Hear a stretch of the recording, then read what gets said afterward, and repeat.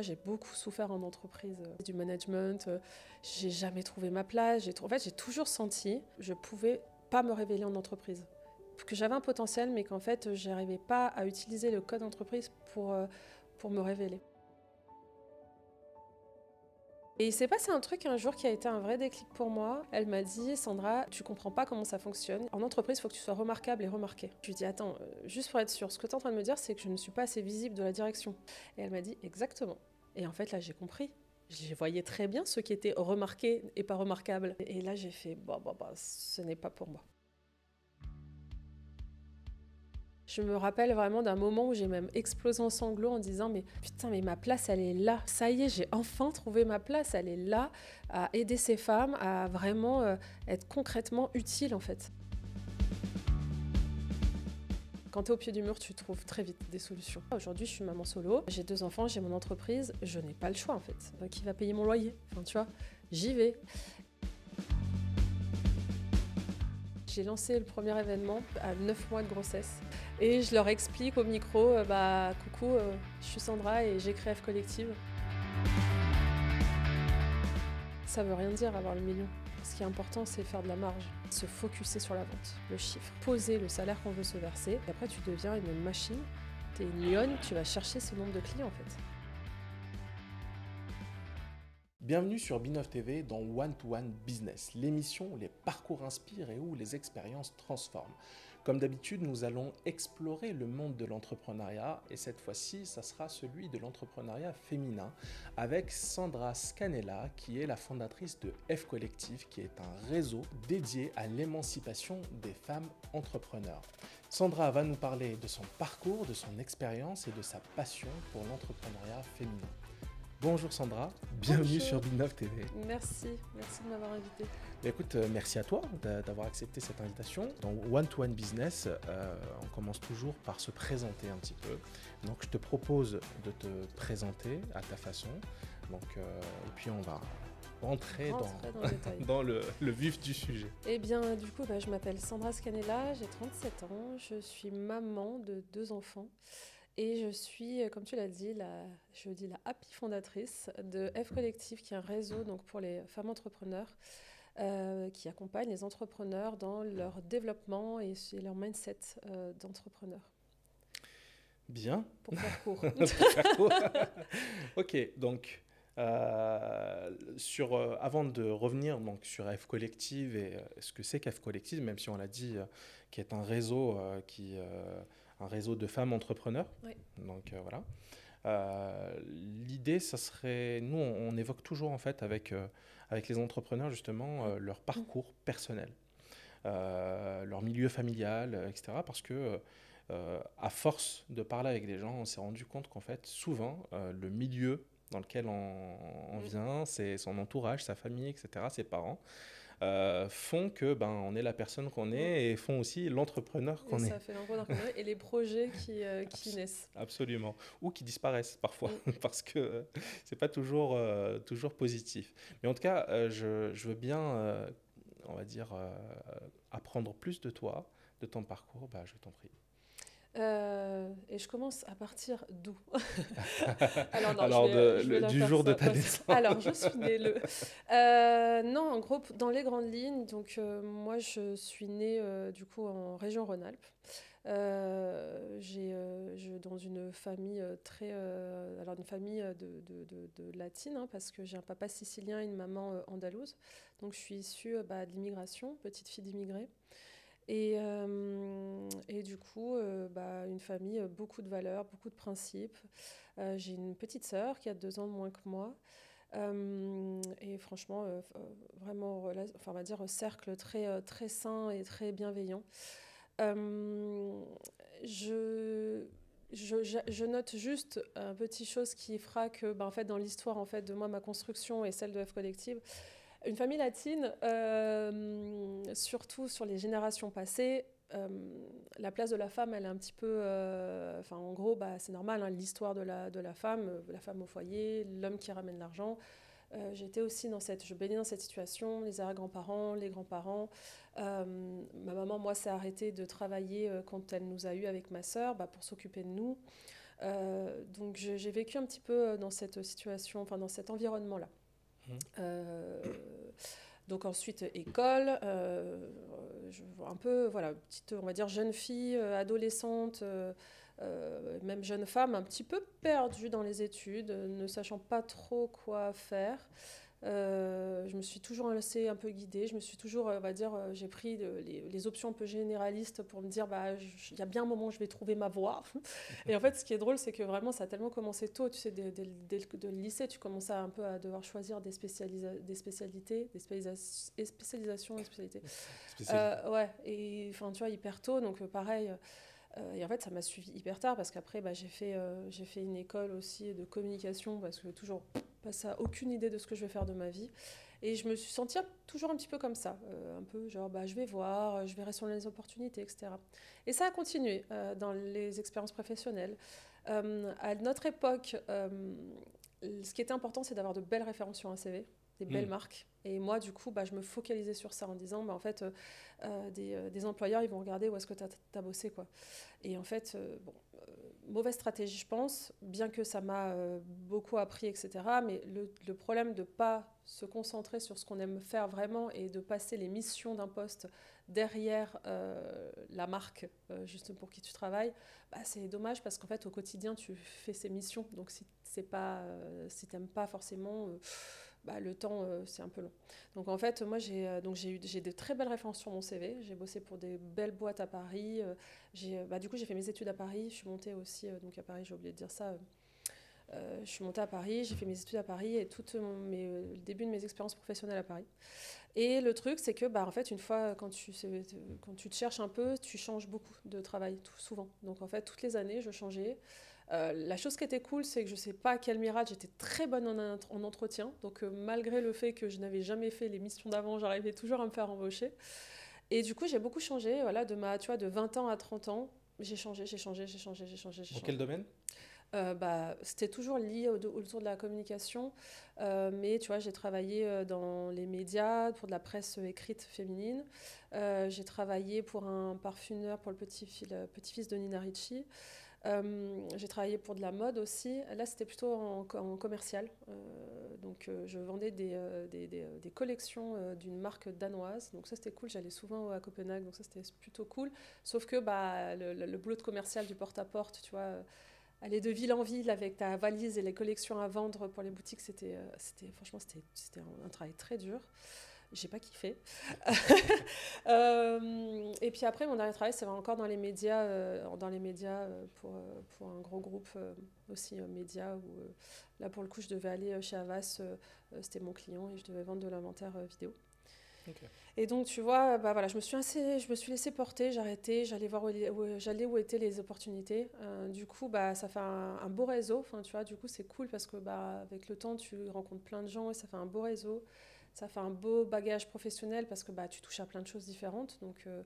Donc ça, c'est le positif. Après, moi, j'ai beaucoup souffert en entreprise. Beaucoup souffert en entreprise, du management. J'ai jamais trouvé ma place. En fait, j'ai toujours senti, déjà étant petite, que j'étais un peu différente dans la façon de réfléchir, réagir. J'étais un peu, je sais pas, un peu à l'ouest, un peu différente. Et pareil, dans le monde du travail, j'ai jamais compris les codes, quoi. J'ai jamais, je me suis jamais, je sentis que je pouvais pas me révéler en entreprise, que j'avais un potentiel, mais qu'en fait, j'arrivais pas à utiliser le code entreprise pour me révéler. Parce que souvent t'empêchait de le faire ou parce que... Je pense que c'est moi, mes barrières Ouais. toute C'est seule. toi-même Ouais, qui je pense. t'empêchait de le faire. Et il s'est passé un truc un jour qui a été un vrai déclic pour moi. J'ai fait un déjeuner avec ma N+2 là, dans les médias et elle m'a dit la chose suivante. Elle m'a dit, Sandra, tu comprends pas comment ça fonctionne. Il faut que tu sois en entreprise, il faut que tu sois remarquable et remarqué. Aujourd'hui, tu es remarquable par ton travail parce que bah, j'étais commerciale et tu vois, mes objectifs étaient atteints, mes clients m'adoraient, enfin tu vois, mais tu n'es pas assez remarqué. Et ça m'a... J'ai mis du temps à comprendre, je l'ai regardé, j'ai dit, je comprends pas ce que tu me dis. Et j'ai mis du temps à capter ce qu'elle voulait me dire. Et après, je lui ai dit, attends, juste pour être sûre, ce que tu es en train de me dire, c'est que je ne suis pas assez visible de la direction. C'est ça que tu... Enfin, je me rends pas assez visible de la direction. Et elle m'a dit, exactement. Et en fait, depuis qu'elle m'a dit ça, elle m'a switché en fait ma vision. Et à partir de ce moment-là, j'ai un peu observé autour de moi. J'ai un peu observé autour de moi les autres. J'ai observé aussi comment ça se passait en réunion. Et en fait, là, j'ai compris. Je voyais très bien ceux qui étaient remarqués et pas remarquables.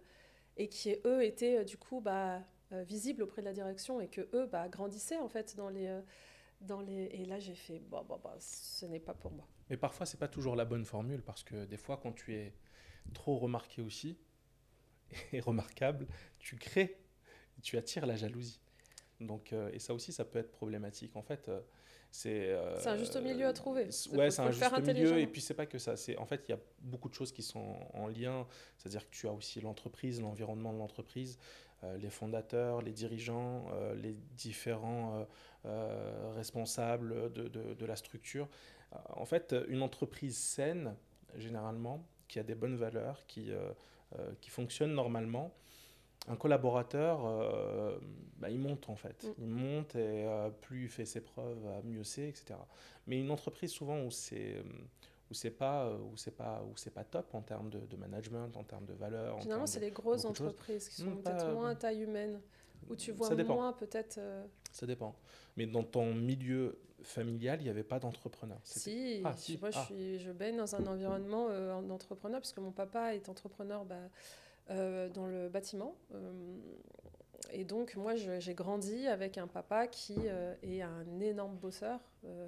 Moi, j'ai une vision de mon père qui va tous les matins au front, quoi. Surtout dans le bâtiment. Moi, des fois, je me plains et je pense à ces gens qui sont sur des chantiers pendant qu'il neige, qui machin. Je me dis, waouh. Et non, j'ai un papa qui s'est battu, qui a travaillé longtemps en entreprise. Et qui s'est battu pour sa liberté. Et aujourd'hui, moi, je suis tellement fière de ce qu'il a accompli parce que, tu vois,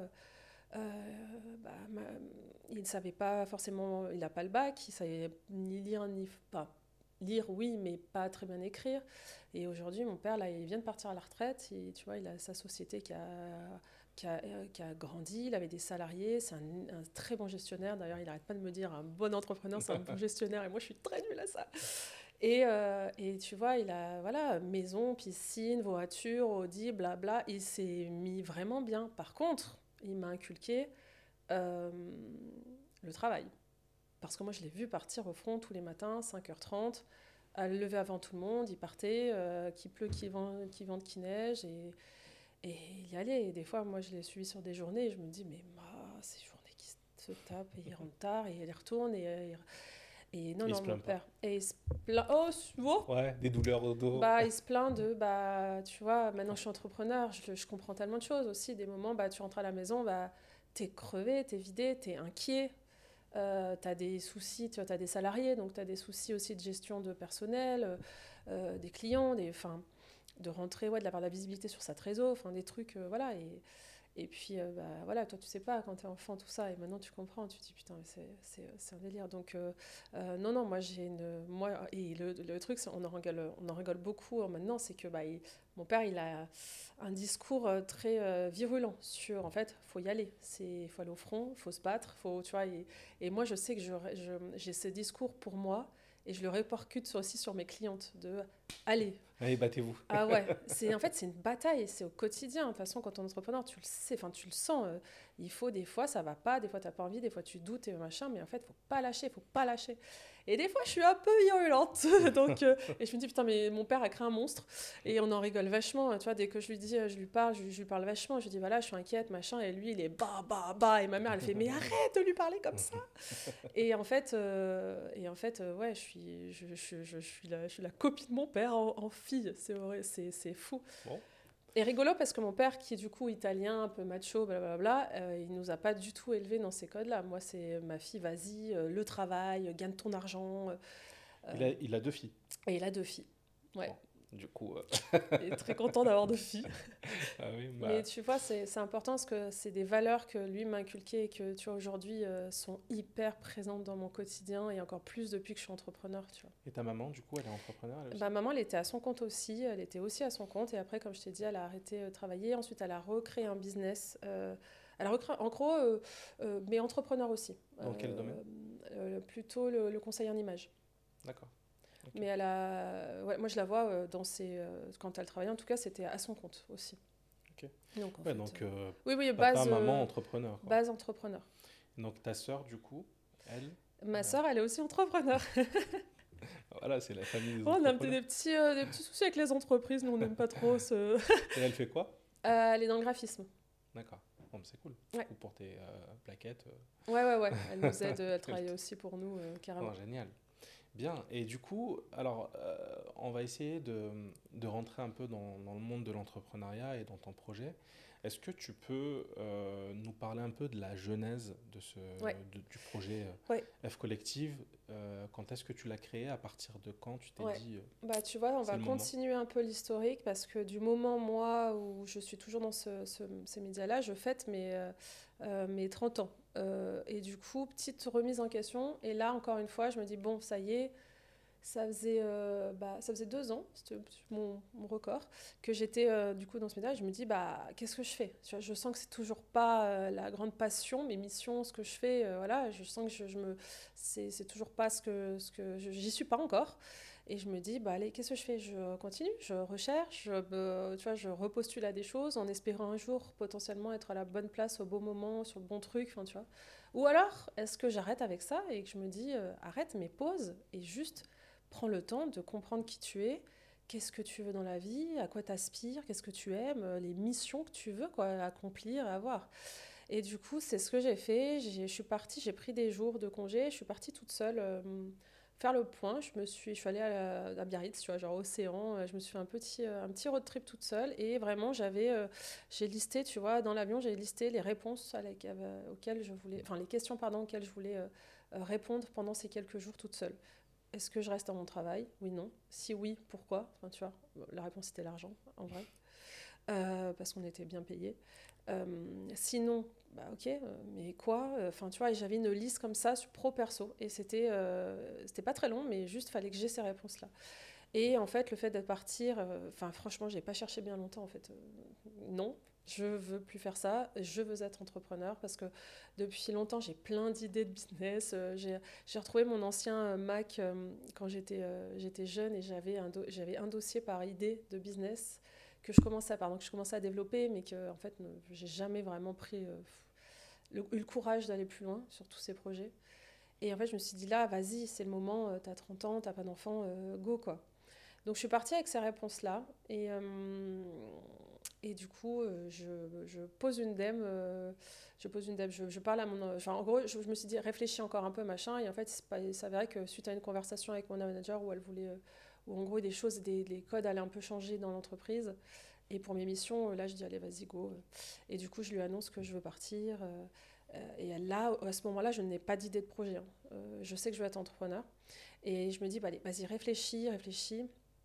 Et moi, c'était un peu le sujet de la femme qui me touchait. Je me dis, qu'est-ce qui te touche vraiment? Genre une cause pour laquelle tu pourrais te lever tous les matins et tu vois, te battre pour ça. Et tu vois, c'était il y a 7 ans. On commençait un peu de parler de féminisme. Il y avait des newsletters, je lisais ces newsletters. Il y avait des projets aux États-Unis. The Wing, je ne sais pas si ça va parler à des personnes. C'était Donanav qui avait créé un espèce de club féminin, mais un super beau lieu à Manhattan où elles pouvaient venir travailler, bosser, faire leurs rendez-vous, où il se passait. Enfin, tu vois, c'était vraiment genre des femmes, des businesswomen qui venaient là et moi, je les regardais, je les suivais de loin, je me disais, putain, c'est génial, j'aimerais trop créer une chose comme ça. Et donc, ça, c'était un peu l'idée de base, tu vois. Et donc, plutôt sur un lieu physique. Mais en tout cas, j'avais, tu vois, les valeurs, dès les départs, je les ai posées. Et c'est les mêmes qui sont encore aujourd'hui, 7 ans après, finalement. Tu vois, genre, aider les femmes, en fait, malgré le fait que bah, potentiellement il y a des choses un peu compliquées dans la vie, tu vois, genre des sujets de maternité, des sujets peut-être de séparation, des sujets de cycle, et qu'il y a un endroit où on parle travail tout en bienveillance, mais on est là pour faire de l'argent. Et ça me parlait. Et du coup, j'ai un peu développé tout ça en parallèle. Je suis sortie de mon entreprise et je me suis mis à fond dans ce projet. Et voilà, et en fait, ça a commencé comme ça, c'était un lieu physique à la base. D'accord. Donc, business plan, blabla, j'ai fait tout le business plan qu'il fallait pour ouvrir ce lieu. Et ensuite, j'ai déménagé de Paris parce que c'est aussi une prise de conscience que j'ai eue pendant ces quelques jours en disant Paris, c'est bon. Enfin, voilà. Et du coup. Souvent, on fait l'inverse. Ouais, souvent on fait l'inverse. Mais On moi, vient je à viens pas de Paris pour Paris. entreprendre. Ouais, Oui, oui. Ouais, mais moi, je viens pas de Paris. Donc, en tout cas, tu sais pourquoi c'est le projet maternité aussi qui était pas encore là, mais qui était dans pas longtemps. oui. Et moi, je me voyais pas faire d'enfant à Paris. C'était clair et net. C'était, je sais pas, je ne me demande pas pourquoi, parce que y a pas de... Mais voilà. Et du coup, on est parti à Lille. C'est là où était la famille de mon ex-conjoint, donc le père de mes enfants. Et c'est là je me suis dit, bah, c'est plutôt cool. C'est une ville qui est très dynamique. C'est plutôt à taille humaine, donc rien lieu physique, pourquoi pas, c'est cool.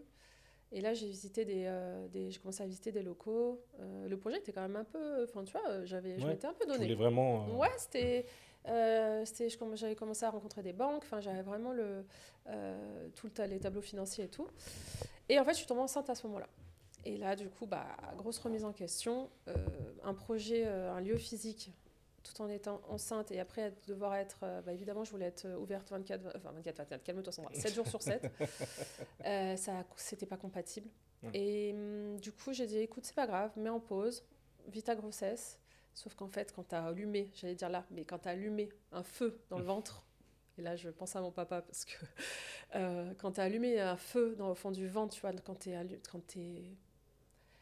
t'es prise de passion par ton projet, en fait, Tu veux pas lâcher, quoi. bah non, mais enceinte, pas enceinte, t'es là, et puis t'y penses, et tu t'y penses, et putain, c'est trop con.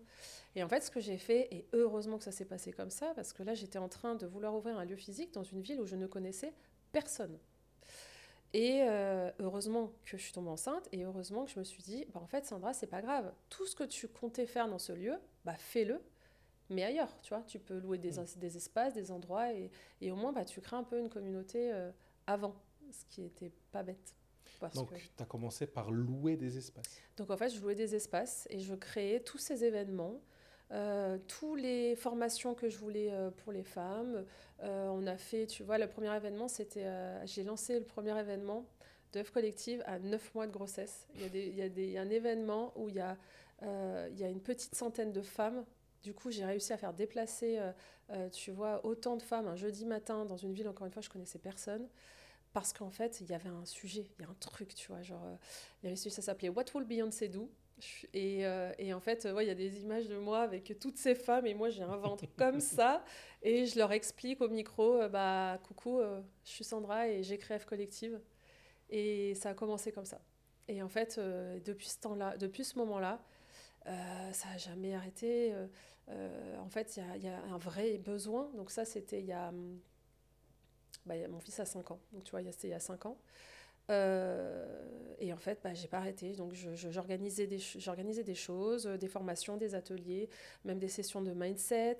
On a fait plein de choses. Enfin, c'était génial. J'ai créé le premier podcast à Lille. On s'en parlait tout à l'heure. Donc, j'ai interviewé des femmes un peu qui généraient de l'argent avec leur activité. Moi, je trouvais ça passionnant. Et en fait, petit à petit, bah, je me suis fait prendre dans cette vague passionnante de femmes entre elles et de ces retours. Ça m'aide vachement. Et en fait, on a créé une énorme communauté direct, quoi. C'était ouf. Et du coup, sur ce premier événement, donc, tu avais 100 personnes. Tu avais commencé directement par un événement free, accessible à tout le monde, ou bien tu le faisais payer directement? Enfin, rien n'est gratuit. Non, mais on peut avoir une stratégie. Non, j'ai fait payer, mais bon, comme tout le monde, au début, on met des petits tarifs. Là, c'était vraiment pour couvrir les frais, en fait, au début. Si tu veux, moi, pendant un moment aussi, j'ai eu le chômage. Et c'est un peu une histoire que je raconte et que du coup maintenant je me bats pour que les femmes ne comptent pas sur leur chômage parce que je me suis fait un petit peu après, moi j'ai eu aussi un bébé, bon bref. Et du coup j'ai monétisé dès que j'ai eu plus de chômage. Là j'ai dit bon, il faut aller chercher l'argent. Donc au début effectivement moi ça me générait de l'argent, mais je réinjectais dans l'activité. Et c'est vraiment, moi je me suis retrouvée au pied du mur, tu vois, genre un mois avant la fin de mon chômage en disant ouais ok c'est cool Sandra, t'as une communauté et tout, on fait quoi avec ça maintenant, tu vois. Et c'est là, pied au mur, tu trouves des solutions. Genre, moi, hors de question, je retourne dans le salariat, je pense qu'on a compris. Et du coup, quand tu es au pied du mur, tu trouves très vite des solutions qui étaient pourtant très... tu vois, déjà, tu mets des vrais tarifs. Du coup, tu comptes le nombre d'événements, de choses que tu dois faire pour générer le chiffre d'affaires que tu dois. Et puis, moi, j'ai commencé aussi avec le temps, me dire, avec tout le temps, peut-être que je peux aussi accompagner des femmes, moi, dans un accompagnement, tu vois. Parce qu'au début, les événements, je faisais appel à des experts externes.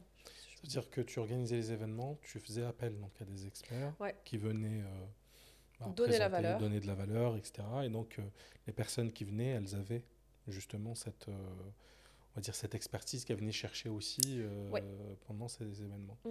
Et donc, là, les premiers retours que tu as eus, du coup, c'était post-accouchement j'ai accouché entre-temps, hein. Là je l'ai pas dit, mais comme si un papier naîtrait à la poste, tac. Non, mais moi j'ai accouché entre tout ça là. Mais en fait, ça allait, je gérais. Ça t'a pas bloqué derrière pour continuer à développer ton activité En fait, je te jure que le fait d'allumer un feu dans le ventre, ça donne des ailes en fait. Non, ça va pas. J'ai évidemment passé les premières semaines avec mon bébé, mais moi j'étais là, oui, allez quoi, on y va, on y retourne. C'est venu hyper naturellement. Tu voulais pas complètement non, lâcher ou te consacrer vraiment à 100%. Non, j'avais envie de reprendre le travail. J'ai toujours eu envie de reprendre le travail. Même après ma deuxième. Je me vois pas faire maman au foyer ou des choses comme ça. C'est ma perception à moi. Moi, je me vois. Il faut que j'aille travailler. J'adore mon travail. Donc, tu vois, là, j'ai trouvé ma voie, ma fameuse voie. J'ai trouvé ma place, j'ai trouvé mon sens. Je sers à quelque chose. Et en fait, aujourd'hui, ça fait partie de mon équilibre. Il faut que j'ai, tu vois, autant de temps, famille, travail. Mais c'est important. Donc non, je suis retournée rapidement. J'ai pas vraiment arrêté. Hein. la première, tu continuais. Le premier bébé à la maternité, je bossais. On avait en plus, j'ai accouché le jour où on avait un événement, donc il fallait que j'organise. Donc qui va aller animer à ma place, blablabla. Donc à la maternité, j'ai géré ça. Tu gérais ça, tu gérais ça à la maternité? Ouais. Mais ça allait. C'est vrai? Mais en fait, c'est juste que j'avais organisé quelque chose et qu'il fallait. Du coup, j'ai accouché. C'était pas prévu. Enfin bref, il fallait juste que je gère un petit logistique. Mais ça s'est très bien passé. Hein. Après, j'ai arrêté un petit peu. T'as accouché, tranquille. J'ai accouché. Ma deuxième, j'avais une équipe. Donc mon deuxième bébé, j'ai vraiment lâché. Tu vois, j'avais pas d'ordinateur à la maternité. J'ai vraiment profité.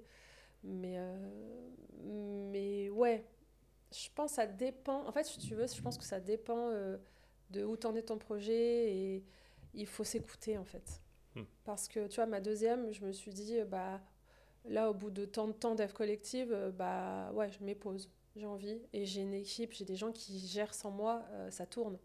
Donc, je me dis, voilà, et je suis revenue quand moi j'étais. Tu vois, j'ai relu, j'ai vraiment même pas lu mes mails pendant toute la durée de la maternité, les quelques jours après, et je suis revenue quand moi je me sentais ok de remettre un peu le nez dans les mails, dans les machins, petit à petit quoi. Okay. Mais non, après, t'as pas de congé maternité. Enfin, si t'as un congé maternité, c'est pas vrai. Maintenant, t'en as un petit.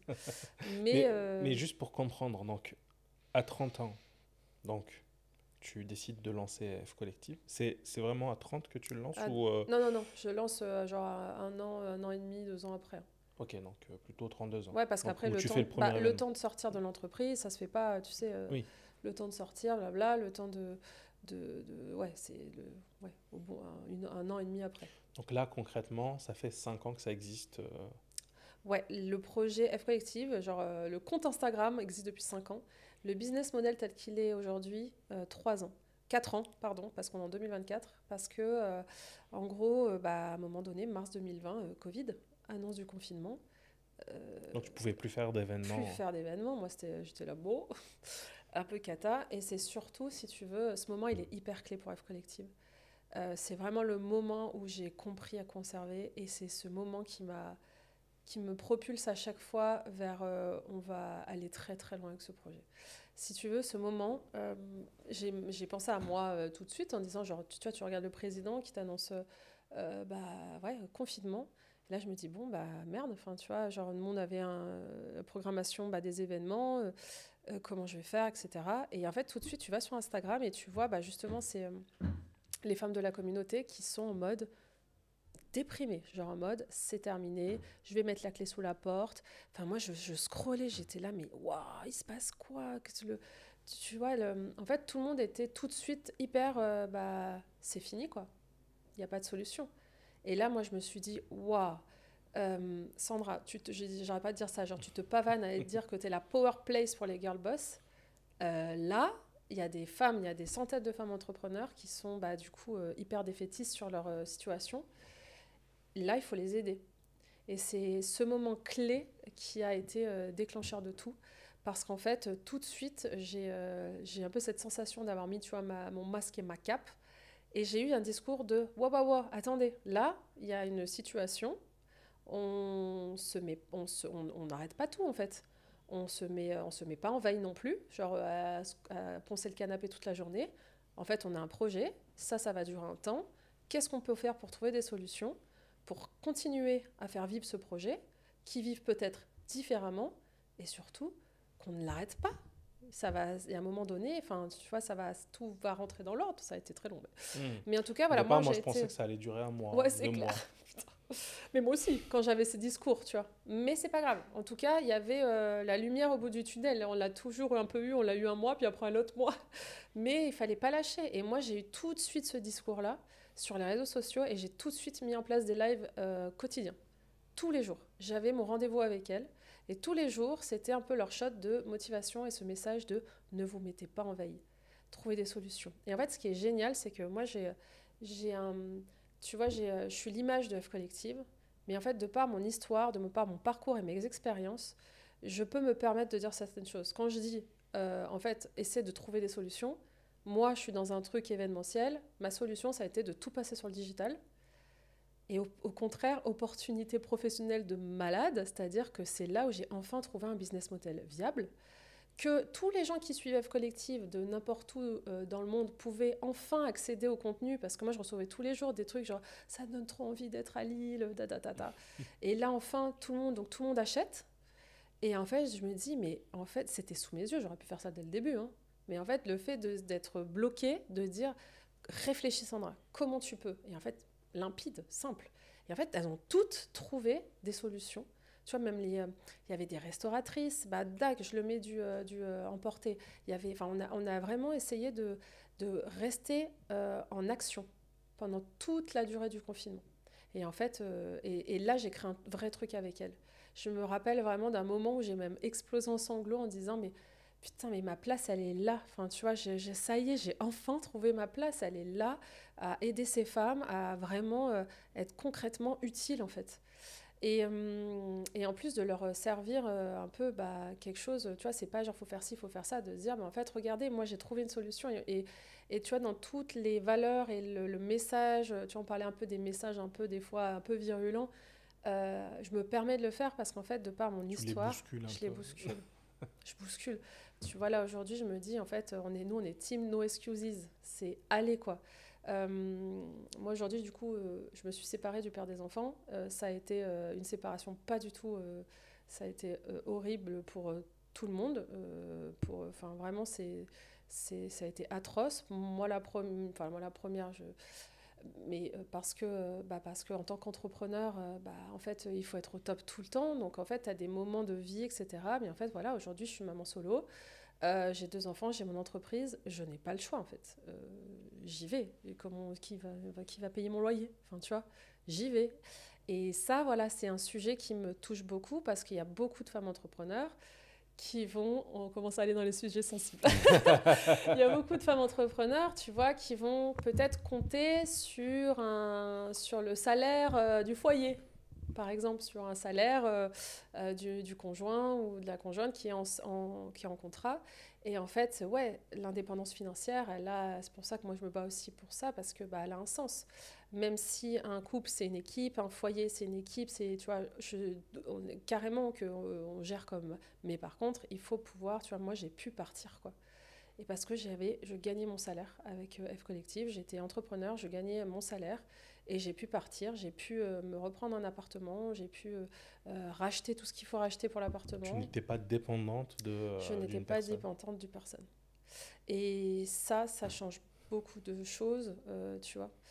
Moi, je peux, tu vois, aujourd'hui, Et toutes les femmes n'ont pas, on va dire, toutes les femmes ou les hommes hein, d'ailleurs, hein, n'ont pas cette force aussi de se dire, ou allez, je me force à y aller, je me force à le faire, ou la force d'esprit ou le bagage, on va dire, pour vraiment réussir ça. Je pense par exemple à des femmes parfois qui ont été, on va dire, femmes au foyer quasiment pendant une bonne partie de leur vie.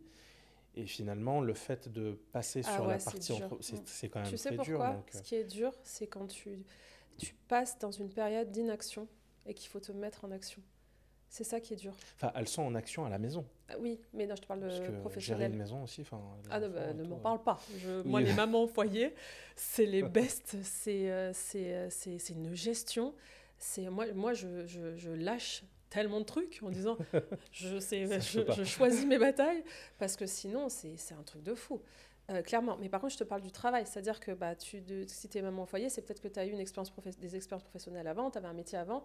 Tu décides de te mettre en veille. Oui, Ce qui est dur, c'est la mise en veille.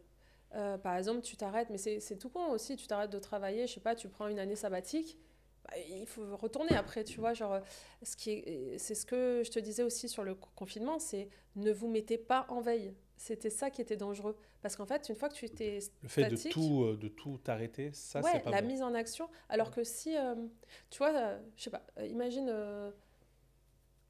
je sais pas, un coureur par exemple, bah en fait de commencer comme ça et te mettre à sprinter tout de suite, ça va être plus compliqué que si tu avais commencé à Oui, toi aller doucement. t'échauffer et partir vite après. C'est plus compliqué. Donc c'est ça qui est dur, pour moi c'est la mise en veille, le stop, le néant, de passer du néant à l'action, parce que mentalement il faut se dire allez j'y vais. Et ça c'est dur parce que c'est juste un déclic à avoir, mais ce déclic il est tellement dur à avoir.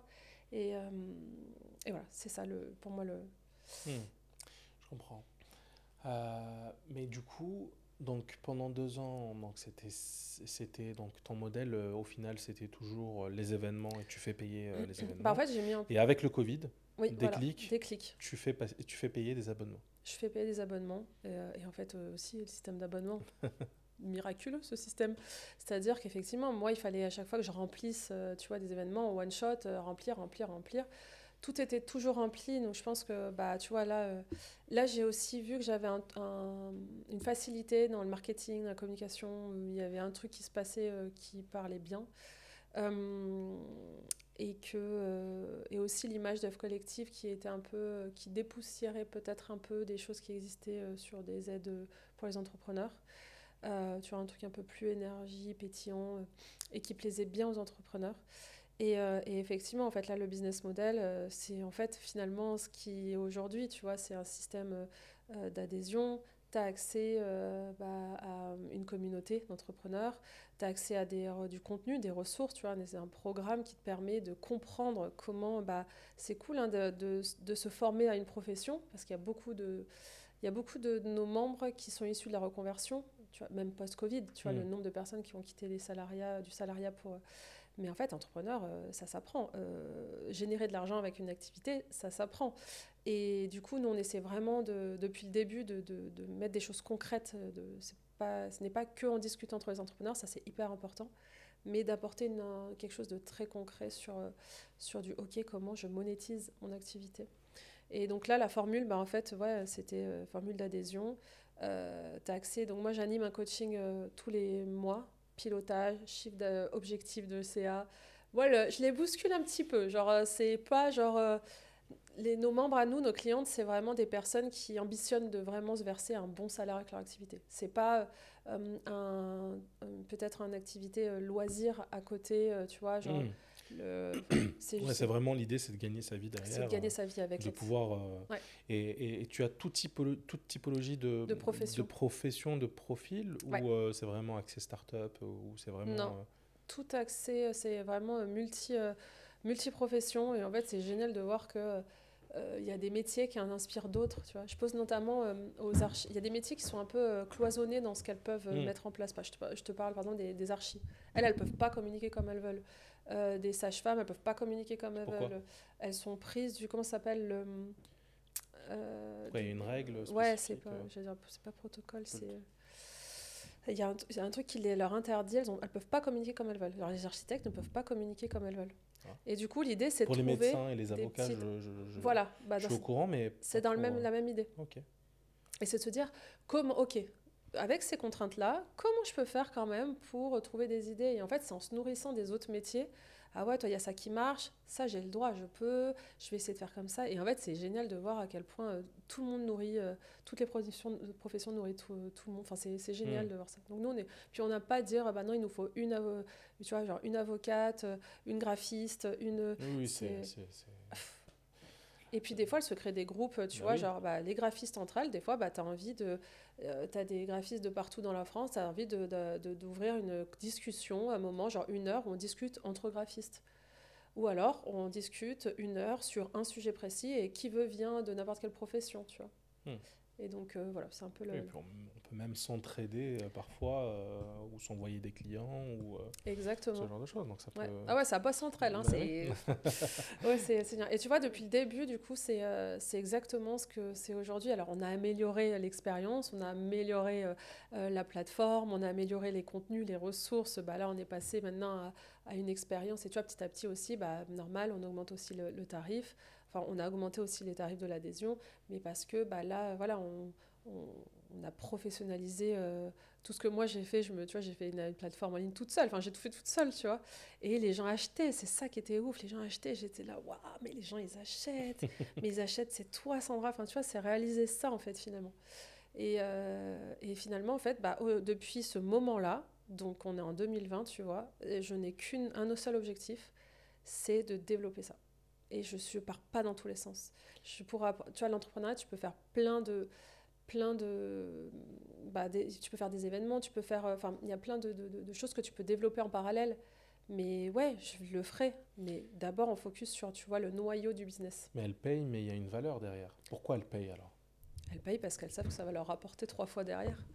Alors d'accord, ça c'est la promesse. Ouais. Mais quelle est la valeur, on va dire, que tu présentes, réelle et concrète, quand elles adhèrent finalement à F Collective? Qu'est-ce qu'elles trouvent à quoi elles ont accès, quoi. Ouais.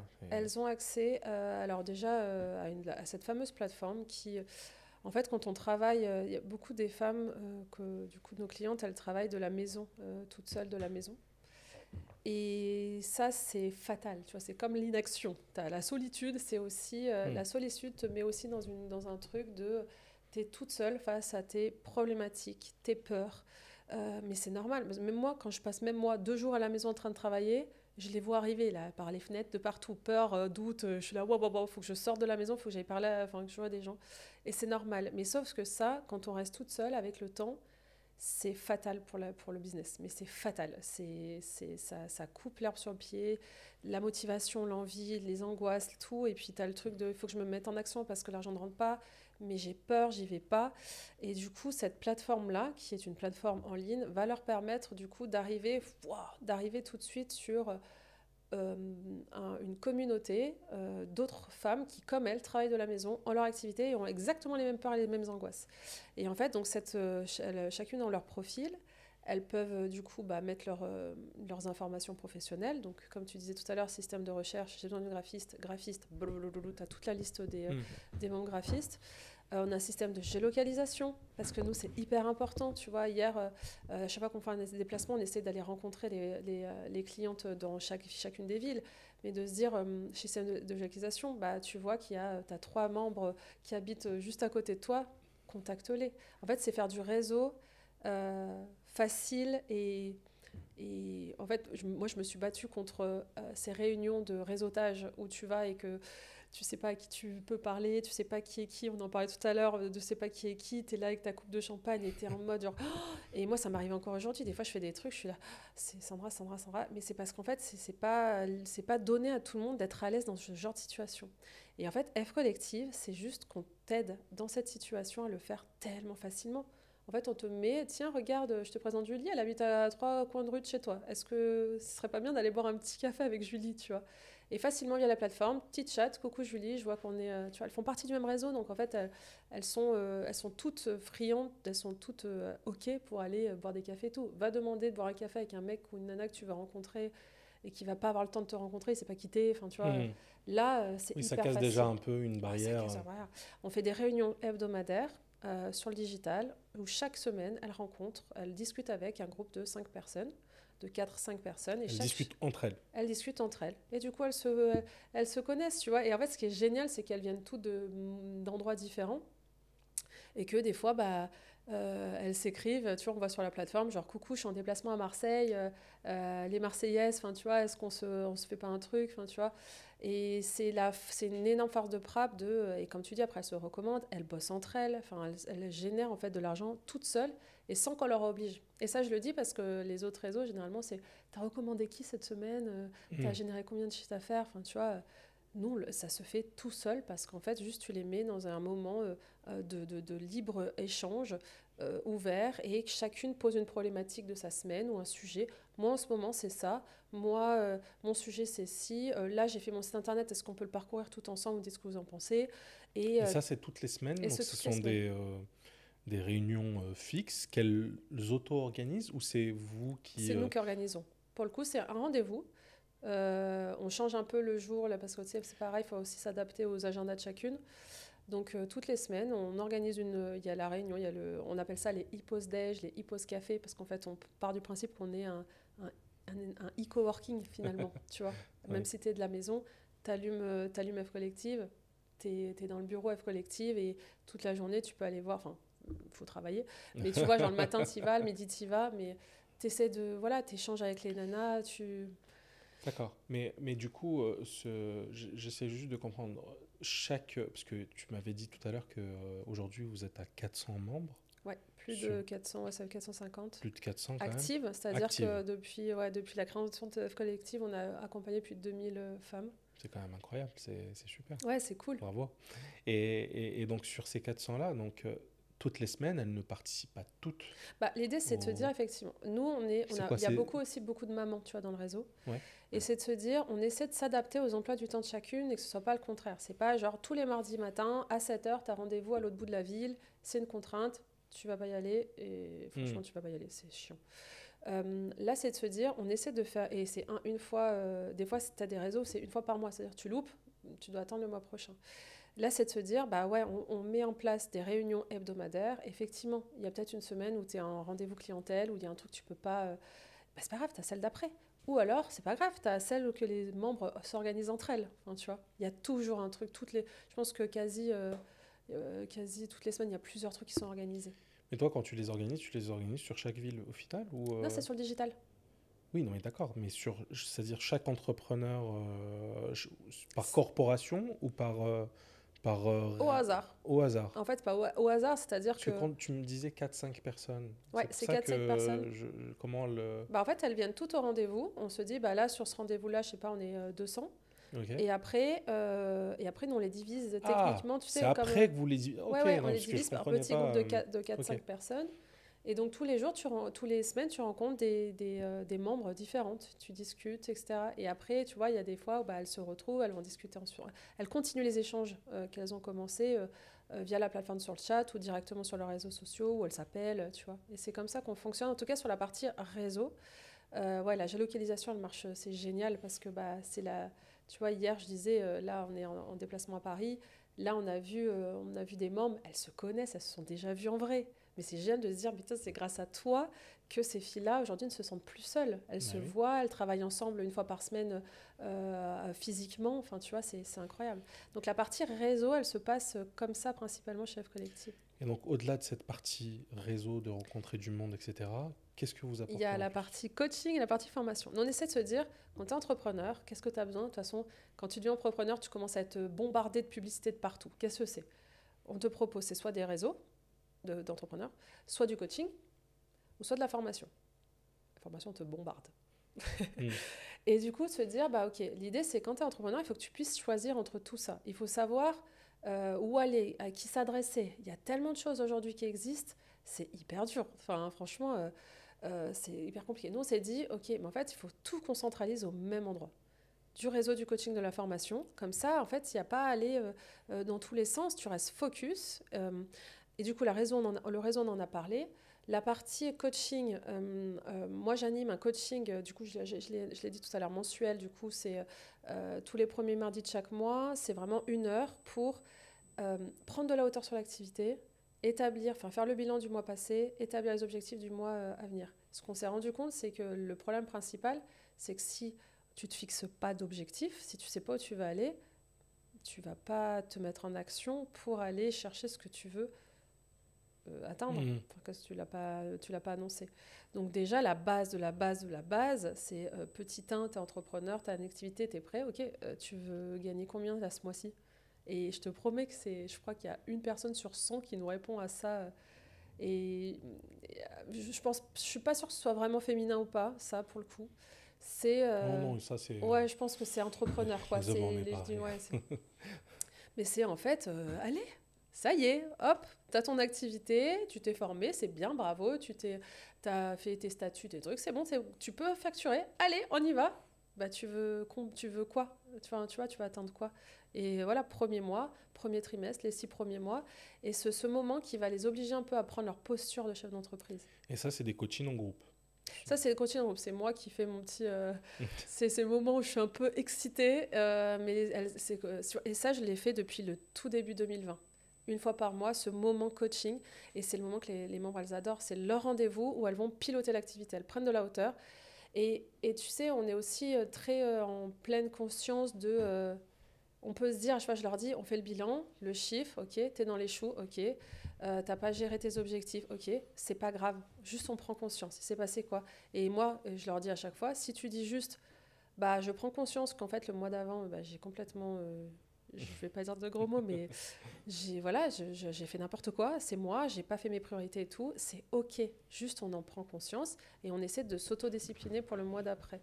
Et du coup, on a un système où voilà, on dit, on fixe des objectifs et chacune, tu vois, comme c'est les écrans, on fait pouce en l'air, celles qui ont atteint l'objectif, pouce au milieu, genre j'ai avancé, mais franchement, objectif, on peut pas dire que je l'ai atteint parce qu'on pose des objectifs chiffrés. Et pouce en bas, c'est genre, franchement, Sandra, j'ai rien. Enfin. Et c'est pas grave. Et on essaie de se dire, tu vois, de féliciter celles qui l'ont fait. Tu vois, ça veut dire que c'est des gens qui sont autodisciplinés, qui se sont dit, ça, c'est un objectif que je vais atteindre ce mois-ci. Bam, bam, bam, elles ont tout envoyé, donc c'est cool. Et essayer d'analyser pour les autres. Donc ça, c'est un rendez-vous qu'elles ne loupent pas. Tout, tu vois, c'est live et replay. Pareil, on s'adapte à l'emploi du temps. Donc elles peuvent assister après si elles sont pas là au replay. Mais tu sens pas parce que dans le live, il y a les membres, elles commentent, enfin il y a tout un chat et elles sont on fire et tu sens l'énergie collective. C'est que sur chat, elles prennent pas la parole directement. Pas à ce moment-là. C'est le seul moment où, en fait, on est trop nombreuses. Quand tu as 400 personnes, tu peux pas. Pas à ce moment-là. Et à quel moment tu les vois en vrai alors? C'est moment en vrai, en physique. Ouais, en physique. Quand on organise des choses. Et ça, du coup, c'est dans ton plan, tu organises des événements tous les quoi? On n'en fait pas encore. Ouais. Parce que il faut aller de partout en France, que moi, du coup, j'ai eu un bébé il n'y a pas si longtemps et c'était pas encore compatible. En revanche, elles ont la possibilité, elles sont poussées par l'équipe, elles sont accompagnées par l'équipe à se voir en vrai, d'organiser. Tu vois, il va y avoir des choses... elles déjeunent ensemble, tu vois, il y a Biarritz, Lille, Marseille, machin, enfin on essaie vraiment de faire en sorte, et même dans les petits villages, de se dire, allez, on se bouge les fesses et on va aller dans la ville la plus proche pour aller déjeuner avec des membres du réseau, tu vois. Hier, on a fait un événement à Paris, il y a des membres qui ont pris un train à 5h du mat pour être avec nous et passer du temps avec les membres du réseau F Collective. No excuses, enfin tu vois, on y va, on est dans cet entrain-là de vouloir créer de l'énergie ensemble, tu vois. C'est cool. Et t'as pas justement un peu de reproche par rapport au fait que... ça soit moins physique? Ouais, que ça soit moins physique. Et des raisons physiques, il y en a beaucoup. Parce que période Covid, je comprends. Mais c'est vrai que maintenant, on essaie quand même souvent de repartir un peu dans le monde du réel. Ouais. Est-ce que c'est quand même en projet? Parce que c'est juste une phase pour le moment et que derrière... Moi, mon projet de base, il n'est pas enterré, mort et enterré. Hein. Mon truc de le physique, c'est Oui, pas, t'as commencé c'est par ça en plus. carrément pas la priorité. Il faut pas partir dans tous les sens. Et j'ai pas l'équipe. Et pour l'instant, je m'autofinance. Donc, faut pas partir dans tous les sens. Et on a tellement un boulevard sur notre moyen de faire aujourd'hui. On est différent par rapport à ça. Des réseaux en physique, il y en a plein, et de présents de partout, dans toutes les régions, de partout. Hmm. Donc, ça dépend. Généralement, ça dépend. Il y a des personnes qui testent le physique comme ça et que quand elles voient qu'elles loupent des réunions et qu'elles sont pas là, elles viennent chez nous. Parce que nous, on va s'adapter aux emplois du temps. Et ça va être tout est là, tu vois, à portée de main, tout est là, etc. Et moi,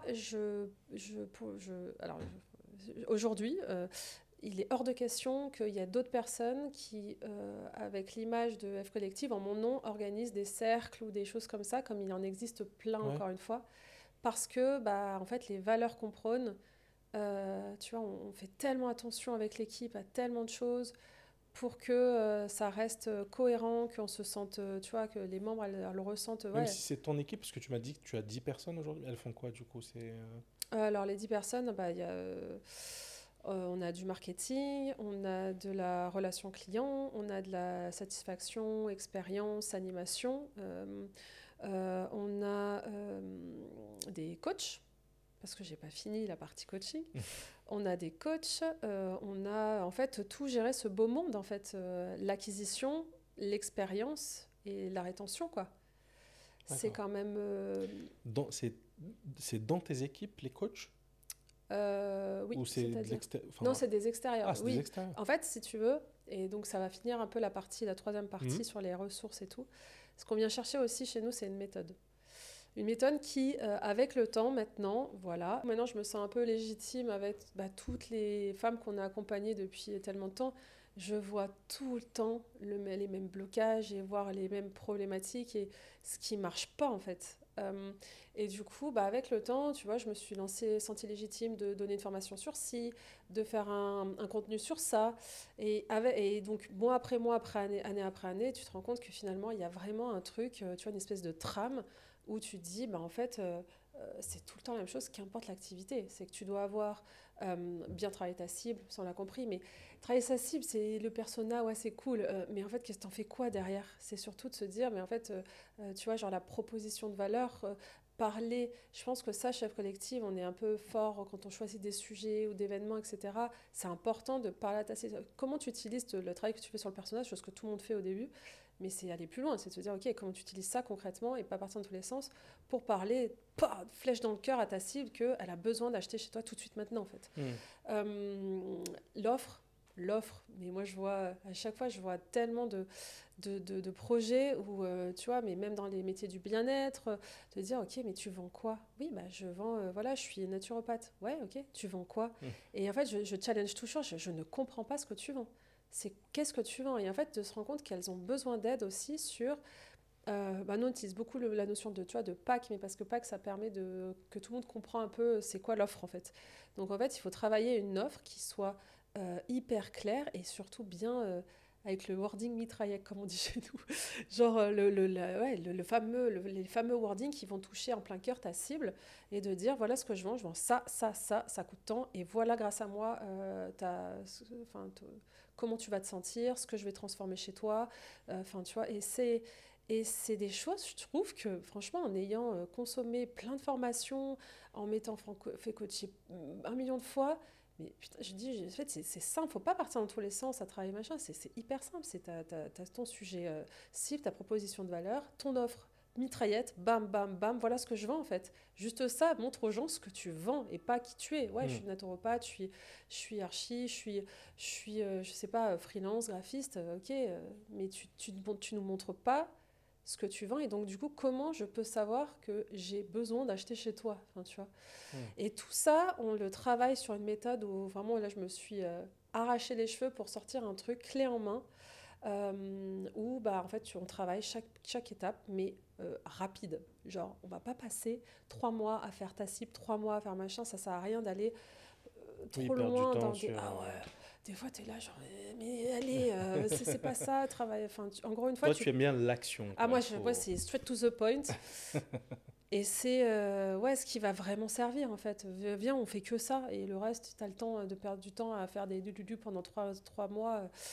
Voilà, et voilà l'offre et surtout après la stratégie de vente. Ça, c'est mon truc un peu chouchou, de se dire, mais en fait, les femmes, peut-être que là, je vais y aller, on n'ose pas vendre. Tu me disais tout à l'heure que c'était compliqué de se mettre en avant, de se sentir légitime. Ouais, maintenant que je sais ce que je vends, mais comment j'adresse, comment j'en parle, comment je vais chercher, voilà. Et nous, on a vraiment une méthode. Pareil, avec le temps, je me suis rendu compte que c'est toujours la même chose, c'est comment tu vends en fil rouge toute l'année. C'est quoi ta stratégie pour vendre en fil rouge toute l'année? Que tu aies un flux de personnes, que tu arrives à avoir un flux de personnes dont tu vas attirer à toi, parce qu'il faut arrêter aussi de croire que le truc de attirer les clients à vous, non, il faut chercher l'argent, il faut aller chercher les clients, tu vois, ça c'est pas prospecter, vrai. quoi. Voilà, prospecter. Alors nous, on essaie de se dire, voilà, la prospection, c'est ce qu'il y a. Donné, Nous, on fait des sessions de prospection collective dans le réseau, 2 fois par mois. Parce que c'est le truc qui, comme tu vois, c'est à un moment donné, c'est straight to the point. Point A, point B, tu demandes directement, tu parles directement à la personne, enfin ton prospect, tu veux pas, voilà ce que je vends, etc. C'est plus rapide, tu as au moins des retours plus rapides. Et après, alors le système de vente dont je te parle, c'est pas forcément de la prospection parce que les femmes, on n'aime pas la prospection. Donc en fait, moi, mes clientes, elles veulent pas forcément entendre parler de prospection. Peut-être parce qu'elles n'ont pas le mindset commercial. Elles n'ont pas encore le mindset commercial. Mais on y vient, tu vois, genre, j'ai la méthode enfin, et c'est la dernière chose. Je connais d'excellentes commerciales. Moi aussi, c'est des machines, c'est génial. Et heureusement qu'il y en a pour tous les goûts, tu vois. Mais en tout cas, ouais, la prospection, c'est un peu la bête noire, en tout cas des femmes qu'on a un peu accompagnées. Donc, on en parle de la prospection, encore une fois, on a toute une feuille de route, on a des messages clés, on a tout un process, on a des tableaux, on te donne tout. Mais si jamais tu veux pas, enfin, si jamais c'est pas ce pourquoi tu es à l'aise tout de suite, la méthode, c'est de se dire, ok, c'est quoi le système d'entonnoir? C'est de dire, en fait, comment tu fais rentrer des gens dans une espèce de process où, en gros, ils vont te voir sur peut-être, je dis n'importe quoi, mais un post LinkedIn, et ensuite, tu les emmènes où? C'est cool hein, de faire du contenu sur LinkedIn, sur Instagram, mais en fait, les gens n'emmènent personne. Y a pas, tu les emmènes où, les gens? Tu les emmènes où, les gens qui regardent tes contenus? Il faut les prendre par la main et leur dire, bah, si tu veux en savoir plus, si tu veux télécharger peut-être mon Lead Magnet ou un ressource, si tu veux, je ne sais pas, mais il faut en tout cas avoir une stratégie un parcours pour les personnes. Sinon, bah, tu crées du contenu. C'est cool, hein, tu as des vues, mais tu n'as pas de business qui rentre. Tu ne transformes pas derrière. Normal, tu n'as pas de process, tu n'as pas de système. Donc ça, c'est comment on fait en sorte pour chaque métier d'avoir un système. Voilà, et en plus, avec le temps, maintenant, on réussit à avoir des systèmes types. Pour les photographes, tu vois, genre avec le temps. Parce que toi, tu as organisé suivant des corporations, quoi, des corporations métiers. Bah, on essaie de plus en plus à essayer de le faire, tu vois. C'est mieux c'est mieux, c'est plus personnalisé. Mais en tout cas, cette méthode-là, elle est applicable à tous les métiers. Encore une fois, c'est le truc de base. C'est ton offre, ton tarif, comment fixer un tarif aussi. Waouh. Ça, c'est un grand sujet. Et après, c'est les temps forts. C'est-à-dire que dans l'année, il faut créer des temps forts. Il faut événementialiser certaines choses pour des personnes qui sont dans tes prospects, qui te suivent finalement à un moment donné, disent, allez, j'achète. Et ça, des temps forts, ça peut être des offres commerciales, Noël, la fête des mères. On propose aussi d'organiser tes propres événements, tu vois, genre je fête mes 1 an. Tu organises. Donc il y a quand même beaucoup derrière, tu les accompagnes beaucoup quand même sur une stratégie très marketing et très communication sur les réseaux, quoi. En fait, parce qu'elles utilisent quasi tout ça. C'est la facilité, tu vois, les réseaux, c'est gratuit, quasi toutes nos clientes partent là-dessus. Mais c'est, attention, ok, tu vas te passer du temps parce qu'il faut du temps pour créer du contenu. C'est quoi le contenu intéressant? On rappelle la cible, qu'est-ce qu'elle veut entendre, on fait pas n'importe quoi, tu vois, et c'est surtout c'est quoi le parcours? Comment tu transformes un contact, une vue que tu as sur Instagram en contact. Et ton persona, toi, c'est quoi? Mon persona, moi? Non, ton persona de F Collective, Mon persona à F Collective? F Collective sur ton client, on va dire... Idéal. Ta cliente ou... Bah, c'est idéal, moi. Oui. Bah, c'est tout le temps comme ça. Tu poses la question, c'est souvent ça. Bah, c'est alors, on va dire le cœur de cible, c'est vraiment ce que je t'ai dit depuis le début, c'est une femme. L'âge, c'est il n'y a pas d'âge, on a tous les âges chez la race. Mais bon, allez, je vais faire. Franchement, je me mets moi parce que clairement, j'ai créé ce que moi j'aurais voulu avoir. Donc, je vais dire entre 30 et 45 ans. C'est vraiment le cœur de cible. Alors, on a beaucoup voilà, liés à la maternité, peut-être. Tu vois, des projets un peu qui ont besoin de sens, qui se sont formés à un métier, issus de la reconversion, et qui aujourd'hui veulent oser rêver que c'est possible, qu'elles vont pouvoir euh, se verser un salaire grâce à un truc qu'elles aiment faire. Mmh. Euh, Donc c'est très orienté quand même sur, on va dire, des femmes qui sont en mode early dans leur projet, ouais, catégorie-là. généralement, c'est on va dire les 3 5 ans première année d'activité. Hmm. Tu vois, une personne qui va être, par exemple, qui a une entreprise, qui a déjà des salariés, etc., elle va pouvoir apporter à ces filles-là. Mais effectivement, après, cette méthode-là, tu sais, la méthode, des fois, tu as des entrepreneurs qui ont déjà, tu vois, qui dépassent plusieurs dizaines de milliers d'euros par mois et qui reprennent la méthode en disant, ah ouais, enfin, tu vois, aura juste, Hmm. ça parle à tout le monde, en fait. Ça parle à tout le monde. Mais clairement, après ouais, nous, sur ce produit-là, en tout cas, c'est, on va dire, 3 5 ans première année d'activité.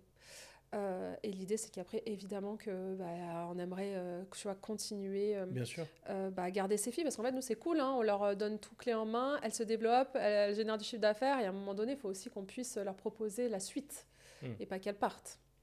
Donc Et c'est justement, dans tu les projets. réfléchis Ouais, à ce... oui. Franchement, ça va être mastermind, ça va être réseau, tu vois, mais on va dire un autre réseau avec certains types de niveaux. En fait, il n'y a pas 36 solutions, mais ça le sera. C'est juste que, encore une fois, il ne faut pas partir dans tous les sens. Et ça, c'est un conseil aussi que je donne aux entrepreneurs. C'est, tu vois, des fois, avoir une offre, t'es focus là-dessus, quoi. Tac, tac, tac, tac. Tu sais que c'est une Oui, offre quand tu chouchou sais que ça qui, fonctionne, donc... tu sais que ça fonctionne. En fait, pour l'instant, je sais qu'un jour, je vais dire, ça y est, c'est bon, allez, go, on y va. Tu vois. Mais pour l'instant, je ne le sens pas. Pour l'instant, j'ai tellement encore de développement possible pour ce qui existe là que je ne veux pas partir dans tous les sens. Bien. Et donc sur ta partie stratégie de développement, donc j'ai vu que tu étais quand même pas mal sur les réseaux. Ouais. Donc tu as une stratégie réseaux sociaux ou Ouais, vraiment tu... alors la nouvelle stratégie, c'est donc effectivement, alors là je me suis mis à fond sur le personal branding pour justement faire connaître Rêve Collective via mon histoire parce que tu as vu, c'est vachement lié. Donc mon histoire personnelle, effectivement les femmes de ma famille, mon histoire à moi, la maman solo, il faut se battre pour aller, enfin tu vois, tout ça. C'était quelque chose que j'incarne tellement fort et c'est tellement les valeurs de Rêve Collective qu'il faut que je mette voilà ça fait plusieurs du coup mois là que je travaille plus du contenu Sandra. Avant j'étais très que F collective, Hmm. que branding. Puis le fait de personnaliser, parce que nous c'est sur Binov justement on a aussi une offre dédiée pour les personnes qui veulent travailler leur personal branding et où on les accompagne vraiment sur leur création, etc.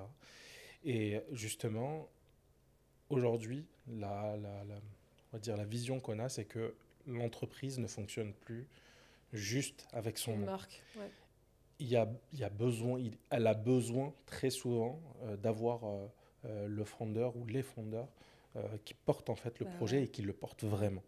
Donc on peut plus se cacher juste derrière une marque Yeah. et donc il faut vraiment le porter et le faire bien parce Mm. que du coup, comme on se disait, on peut se louper aussi et très rapidement tomber. Donc du coup, ça fait partie de toi, de ta stratégie Ouais, là aujourd'hui la aujourd'hui. stratégie d'acquisition pour F collective c'est effectivement stratégie de contenu réseaux sociaux qui transforme du coup, comme on l'a dit tout à l'heure, un contact, une vue à un contact. C'est comment du coup on récupère des adresses mail. Et derrière, maintenant, on met en place des événements marketing, des webinaires, des challenges. Là, on a fait un énorme challenge début d'année sur 4 jours. Le Money Challenge, c'était incroyable. Genre tous les jours, on a eu plus de 1000 participants présents pendant 4 jours, tous les jours. Ça a été le feu et en fait tu vois c'est ce genre aussi d'événement qui fédère aussi ça fédère ça crée un truc quoi et du coup ouais on est à fond là-dessus. Mm. Genre on augmente la base en fait Et des fois, on fait, voilà, on tape fort sur de l'événementiel, enfin un événement marketing. D'accord. Et ces événements-là, forcément, coûtent un peu d'argent. Du coup, d'où notre échange où tu me disais que tu vas faire évoluer un petit peu tes tarifs. Et est-ce que tu peux nous parler un peu de tes prix et de comment tu voudrais les faire, tu souhaites les faire évoluer? Oui, alors nous, bah, le prix, là, tellement. Moi, je suis partie de. Je crois quand j'ai lancé, j'étais à 39 € par mois. Euh, et du coup, on a évolué parce que aussi, bah, je te le disais, l'expérience a évolué, la plateforme a évolué, aussi les ressources a évolué. Aujourd'hui, la fameuse méthode dont je t'ai parlé, on va la mettre en ligne dans les prochains jours là. Hmm. Donc ça c'est C'est le, beaucoup de ça c'est valeur, hein. le, ouais, c'est la pépite. Ça, c'est Sandra qui a essoré son cerveau, son expérience, tout, comment faire un truc hyper clé en main avec tout un système de vidéos, mais pas longues, parce que tu vois aussi pareil, les formations, en fait les formations, on donne de la valeur, on met un prix avec un nombre de vidéos à regarder, et plus c'est long et plus ça a de la valeur, mais en fait pas du tout. Pas du tout, non. Moi, sur quoi j'ai apporté de la valeur, c'est de se dire, ok, on essaie de faire encore une fois simple sur les vidéos, mais par contre, tu as une trame sur le côté de choses, un truc à remplir clé en main, qui va te permettre en fait de tout utiliser. Bah, en fait, je t'explique tout. En fait, c'est tout utiliser tout de suite sur ton activité. Et c'est ça qui a de la valeur. Et aujourd'hui, ça, je peux te dire qu'encore une fois, en ayant consommé, en ayant regardé, tu vois, en connaissant le marché sur le bout des doigts, là, on a un truc pépito. Du coup, ça a de la valeur et ça, on va l'apporter en plus au réseau. C'est-à-dire, on va le mettre en plus bah, sur tout l'accompagnement, on va dire, bah, contre la solitude de l'entrepreneur dont je t'ai parlé tout à l'heure, toute la partie réseau. Et du coup, il va y avoir du coup, une offre à 1 497 €, donc pour l'adhésion à l'année et la partie programme. Et aussi une option avec du coaching individuel. Parce que ça, les entrepreneurs, on adore. Justement, c'est ce que j'allais te... Voilà, la méthode, la fameuse méthode. Donc, moi, j'ai des coachs F Collectif qui coachent là depuis 3 ans sur bah, toujours un peu la méthode Sandra, mais c'est vrai qu'on n'a rien mis noir sur blanc. Enfin, on n'a pas un tout, un espèce de process, etc. Aujourd'hui, c'est coaching individuel. On a 100% de taux de satisfaction. C'est un délire. Et du coup, on sait que, enfin, tu vois, même moi qui suis coach, je suis coach business, je sais que quand je me fais coacher, ça a beaucoup de. Mais c'est des coachs sur des thématiques ou vraiment un coach général sur... Sur travailler ton business. Ok, mais Sur général. travailler la trame, c'est-à-dire C'est-dire par ta rapport... cible, ton c'est mindset. personnalisé par rapport au Ouais, par moment, contre, du par coup, rapport bah, à comme ta... c'est individuel, c'est hyper Ok. personnalisé. Et c'est des coachs sur combien de temps? Bah là, là, on faisait un mois intensif. Ah oui, quand même. Ouais, c'était un mois, donc un rendez-vous toutes les semaines, donc 5 rendez-vous. Et là, du coup, on va le faire sur un process un peu plus... comme il va y avoir cet accompagnement, du coup, de ma part, avec cette trame, etc., ça va être plus toutes les 2 semaines, pour laisser un peu le temps, tu vois, de travailler, diffuser, etc., pour que ça soit un accompagnement sur ce process, sur cette méthode-là. Ok. Donc forcément, les prix évoluent. Et pour le Ouais, coaching, donc avec la partie coaching, ça sera 2497. ok, On utilise les petits sets de l'infoprenariat, qu'il y en a partout. 770. Ouais. 97, 777. Et justement, donc toi, aujourd'hui, donc les clients, enfin les clientes du coup que tu as eu jusque-là, ton taux de satisfaction, est-ce que tu as réussi à le mesurer? Nous, on essaie de mesurer plutôt le taux de rétention, genre le taux de combien de temps les gens restent dans le réseau. Et Euh, donc? Ce qui est en soi un taux de Oui, satisfaction. quasiment à peu près, oui. Là, c'est un an, donc là, c'est un engagement sur un an. Et l'idée, c'est d'apporter toujours ce qu'on disait tout à Donc l'heure, généralement, de au bout d'un an, l'animation. elles ont réussi déjà à atteindre leurs Elles sont objectifs, dans elles sont un... déjà Ah ouais, bien, donc elles peuvent quelque part un peu ouais. soit renouveler Sans ou renouveler. si En elles ont fait, encore quand des elles objectifs à renouvellent, atteindre. ça va être surtout pour l'animation, les animations qu'on Hmm. propose, le coaching tu vois, mensuel, qui en soi, tout entrepreneur, n'importe quel niveau d'activité, même on parlait des chefs d'entreprise avec des salariés, tout le monde doit faire une fois par mois un petit bilan comptable, pilotage d'activité, objectifs, etc. Donc tu vois, elles vont reprendre un abonnement, renouveler leur adhésion pour ça, pour les réunions, pour la géolocalisation, pour les événements présentiels, pour un peu tous, et les experts aussi, tu vois, qu'on fait intervenir dans le réseau. Parce que c'est cool aussi de faire intervenir des têtes d'affiche.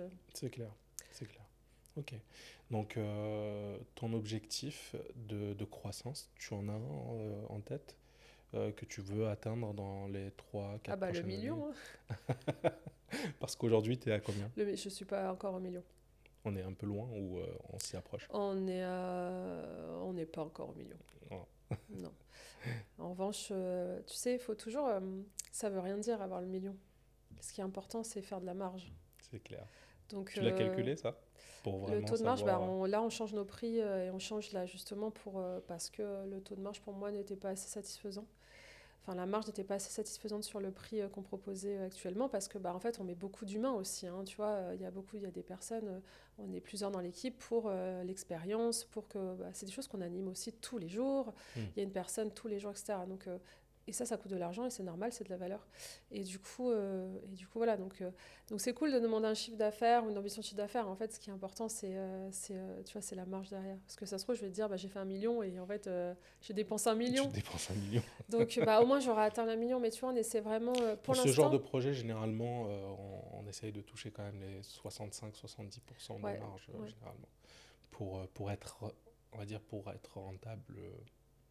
déjà, d'être rentable, c'est déjà bien. Être rentable, voilà, et puis être bien. Ouais, quoi. parce qu'il y a peu, tu vois, là, moi, je suis dans un accélérateur de start-up, je peux te dire que je suis la seule qui est rentable. Hein.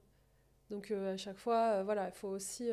c'est bien d'être rentable. Faut parce que en fait, le mindset jusqu'ici, en fait, pour une start-up, c'était pas d'être rentable, c'était de cramer du cash et de se développer, mais ça, c'est quand tu as payer du un peu. financement. Oui, quand tu as du financement. Oui. Mais ça, justement, tu es en autofinancement tout le temps, tu n'as jamais voulu. Si, je suis en perpétuel. Un jour, je me dis, allez, j'y vais.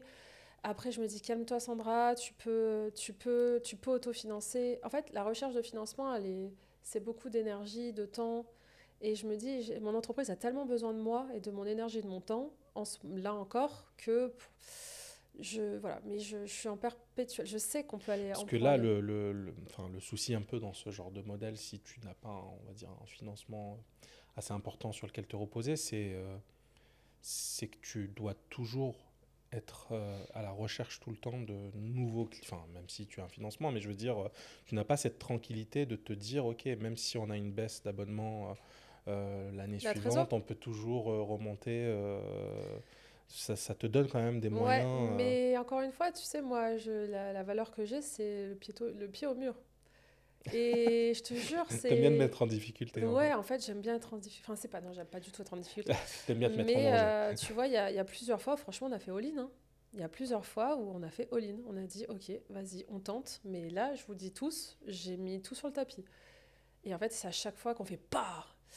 Mais c'est un sujet, c'est un sujet, j'y travaille, je sais pas, on pourrait aller beaucoup plus vite sur justement, tu vois, les projets dont on a parlé tout à l'heure, sur le développement d'une autre offre, peut-être pour des personnes plus abouties, mais en fait, plus abouties, ou alors travailler, voilà, il y a d'autres produits qu'on peut créer pour notre cliente aujourd'hui en plus. Du coup, il faudrait des personnes en plus dans l'équipe pour développer ces produits-là. Moi, j'ai une idée très précise, tu vois, d'où je veux aller, mais ouais, j'ai pas envie de me cramer en plein vol, en fait, aussi. Il y a tellement une base saine, là, que... Mais parce qu'aujourd'hui, tu es la seule aux manettes. Est-ce que c'est pas aussi le fait de te dire, si forcément tu lèves... tu vas avoir d'autres personnes qui vont venir aussi un peu dans... Ça, là, maintenant, j'ai fait mon petit deuil de F Collectif. Tu vois, c'était mon bébé. Je l'ai un peu porté pendant... Voilà. Ça, c'est OK. Aujourd'hui, je le mets, tu vois, je sais que c'est... En fait, la mission, elle est plus grande que moi.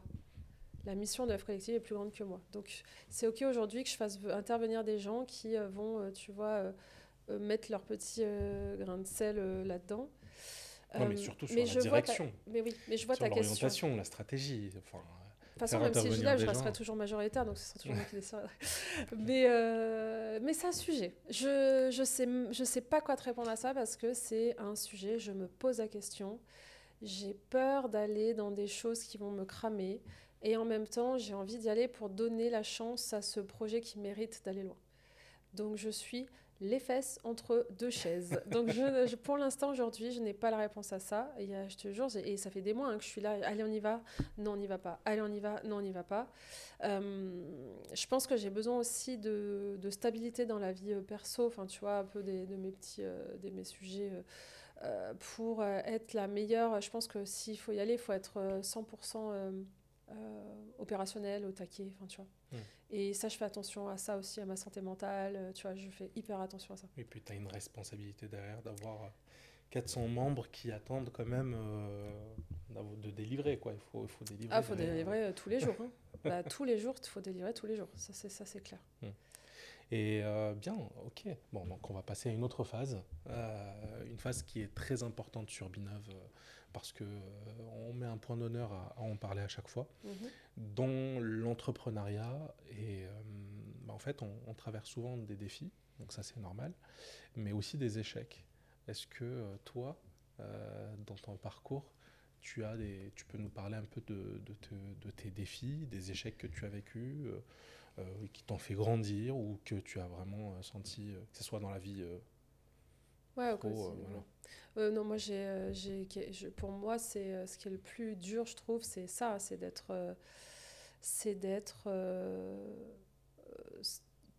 tout le temps dans le top, au top, quoi. C'est ça qui est dur.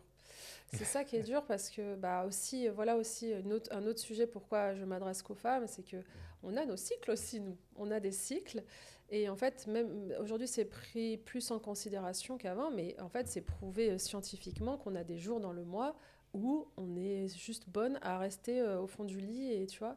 Et ça, c'est horrible parce qu'on on se bat contre nous, on se bat contre ça aussi. Et moi, je trouve ce qui est dur dans l'entrepreneuriat, c'est d'être au top tout le temps. Et ça, bon, je dis pas que c'est forcément lié qu'aux femmes, à part la partie cycle, mais c'est de se dire, en fait, malgré, tu vois, ce que tu vis dans ta vie perso, malgré bah, ton état physique, ton état mental, il faut être tout le temps au front et être moteur, moteur, moteur. Et ça, quand tu es chef d'entreprise, le fait d'être toujours moteur, mine de rien, tout est quand même sur tes épaules. Hein. Même si tu as une équipe, voilà, mais tous les problèmes, tous les projets, tu vois, tous les tableaux Excel avec la comptable, c'est tout toi et tes épaules. Hein. Surtout quand tu as une responsabilité un peu... où tu as une image publique aussi à gérer. Donc, oui. tu ne peux pas montrer que tu n'es pas bien. Non. Mais ça, je te rassure, même les hommes, hein, même si on n'a pas de cycle. Ouais, les cycles, on mais a la aussi maternité, des moments où regarde la ça va maternité. pas, enfin, je veux dire, une femme qui part en parcours de maternité, mais enfin, c'est celle qui arrive, tu tombes enceinte, donc déjà tu tombes enceinte. Moi, j'ai fait 2 fausses couches et je devais, tu vois, gérer les fausses couches avec le développement d'F collective, devoir gérer des visios avec mes clientes, garder le sourire. Maintenant, je commence de plus en plus à leur dire, tu vois, là, j'ai fait le coaching mardi, je leur ai dit, enfin, tu vois, j'ai dit, je suis hyper fatiguée en ce moment. Enfin, tu vois, c'est OK aussi d'humaniser, de dire, moi, je suis pas un robot, je suis pas une machine, et c'est pas parce que je prône l'entrepreneuriat, le machin. Moi, mon discours, c'est de se dire, regardez, moi, je me suis prise en photo, tu vois, les 2 fois, j'ai raconté mes fausses couches, je les ai racontées. J'ai pas fait semblant que j'avais rien, que j'avais le sourire et tout. J'ai pris en photo, moi, à l'hôpital, en disant, bah voilà ce que je suis en train de vivre. Et pourtant, bah, après cette intervention, j'ai des rendez-vous, j'ai des réunions, enfin, tu vois. Et c'est ça qui est dur, moi, je trouve, dans l'entrepreneuriat. C'est ça qui est compliqué, mais ça le serait tout aussi convenu si t'es salarié. C'est juste que tu as toute cette charge mentale et ce poids de se dire, t'as pas le choix, en fait, t'as pas le choix. Et des fois, ça te sauve, tu vois. Des fois, ça te sauve. Moi, la séparation avec le père qui a été un peu compliquée, mais F Collective m'a tellement sauvée. D'avoir ça dans ma vie, j'ai été concentrée sur ça. Ouais, j'avais mon projet, je me concentrais là-dessus. Et finalement, du coup, j'ai l'impact, tu vois, je me prenais moins l'impact de la perso, du perso, parce que j'étais concentrée sur ça. Et moi, F Collective m'a sauvée, j'arrête pas de le dire plein de fois, pour les fausses couches aussi, pour d'avoir un projet avec, comme on dit, le feu qui te tient dans les entrailles et que le feu soit toujours là. Des fois, il faut mettre des petites bûches, c'est normal. Au bout de 5 ans, c'est normal des fois tu vois. Mais Mais voilà, moi, c'est ça que je trouve ça dur. Je trouve Et ça... quand t'es vraiment pas bien ou en mode déprime et tout ça, tu te dis pas aussi parfois que peut-être que le projet que tu as développé est peut-être la cause Non, de... Non, jamais. non, Jamais tu t'es dit ça. non.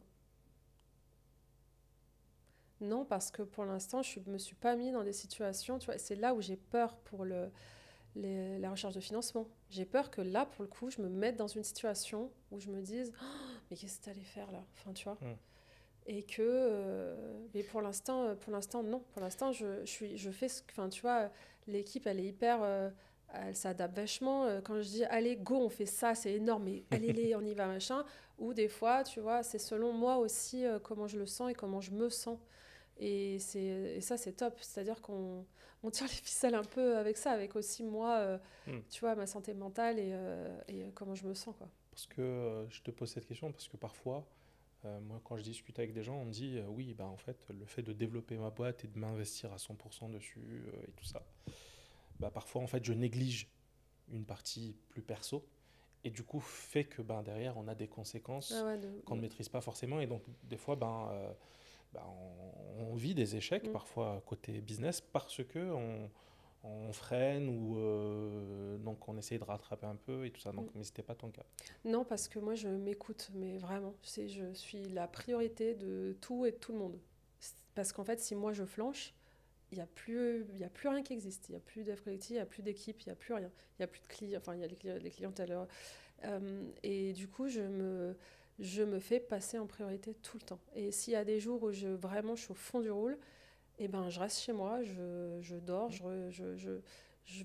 vais essayer de pas trop tirer sur la corde.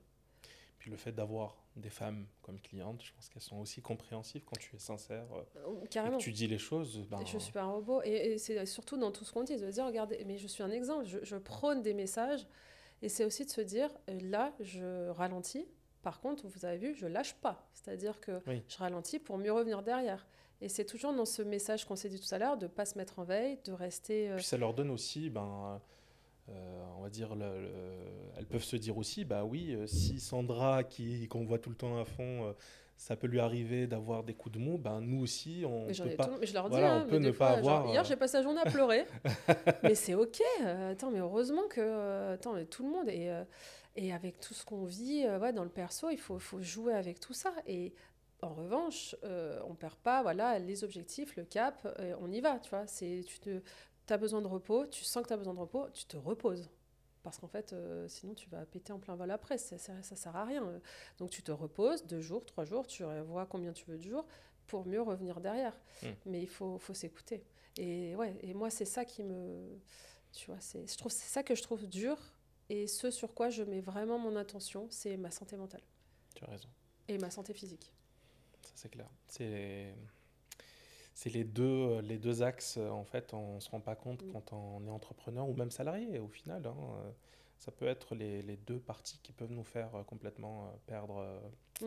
perdre pied et Et les perdre enfants. confiance. Et voilà, donc et derrière, on tombe. Et les enfants aussi, je trouve. Parce que les enfants, ça prend de l'énergie de fou. Ouais, Et alors, ça prend c'est... beaucoup d'énergie. Moi, j'ai deux filles aussi. C'est vrai que quand je les vois, en fait, je perds complètement ma fatigue, en fait. Parfois, je suis pas bien, je suis fatigué, Oui, tu j'ai penses plein à de autre choses. chose, en fait. T'as Mais en plus fait, dès ton... que je les vois, des fois, elles te font Ouais. des dingueries. Tu te dis, ah, ok, Ouais, bon, ouais. c'est bon, je craque, allez, Ouais, ouais. ça va. En fait, tu peux pas... Ouais, t'es en mode... du coup, tu laisses le pro, c'est ça que tu dis. Genre, ça te fait penser à autre Oui, chose. Et et ça... puis même, parfois, je peux avoir une réflexion. Ma fille, qui a le même que le tien, elle a 5 ans et demi, là, la grande. Euh, des fois, elle me dit, elle me fait une remarque comme ça, papa, tu travailles tout le temps. Mm. Tu es tout le temps sur ton ordinateur. Ou papa, c'est-à-dire des fois, elle vient à côté de moi, elle me colle, elle me dit, je veux être là. Je lui dis, Mm. mais je travaille, mais je veux travailler Mm. avec toi. Donc du coup, en fait, je sens que c'est le moment où, en fait, je lui ai pas donné assez de Ouais, temps. Et t'écoutes. clairement, je me dis, ok, là, en fait, elle a besoin de moi, elle a besoin de mon Mm. truc, donc je Ouais, ferme ouais, l'ordi et ouais. je me mets sur autre chose. Parfois, c'est ma femme aussi qui me rappelle à Mm. l'ordre. Hein. Donc voilà. Mais après, j'essaye. C'est pas toujours évident Mm. quand on est entrepreneur. Hein. Je pense pour les femmes, pareil, pour les hommes, c'est la même chose. Mais Il enfin, faut savoir tenir sur la longueur. ouais, C'est ça qui c'est est ça. dur. C'est de se dire aujourd'hui, tout le monde peut créer des business et tu vois, de se dire je travaille matin, midi, soir, la nuit, le machin. Je pense qu'on peut tous le faire, même avec des enfants. On se met une bonne, tu vois, une bonne rate au corbouillon, on y va à fond.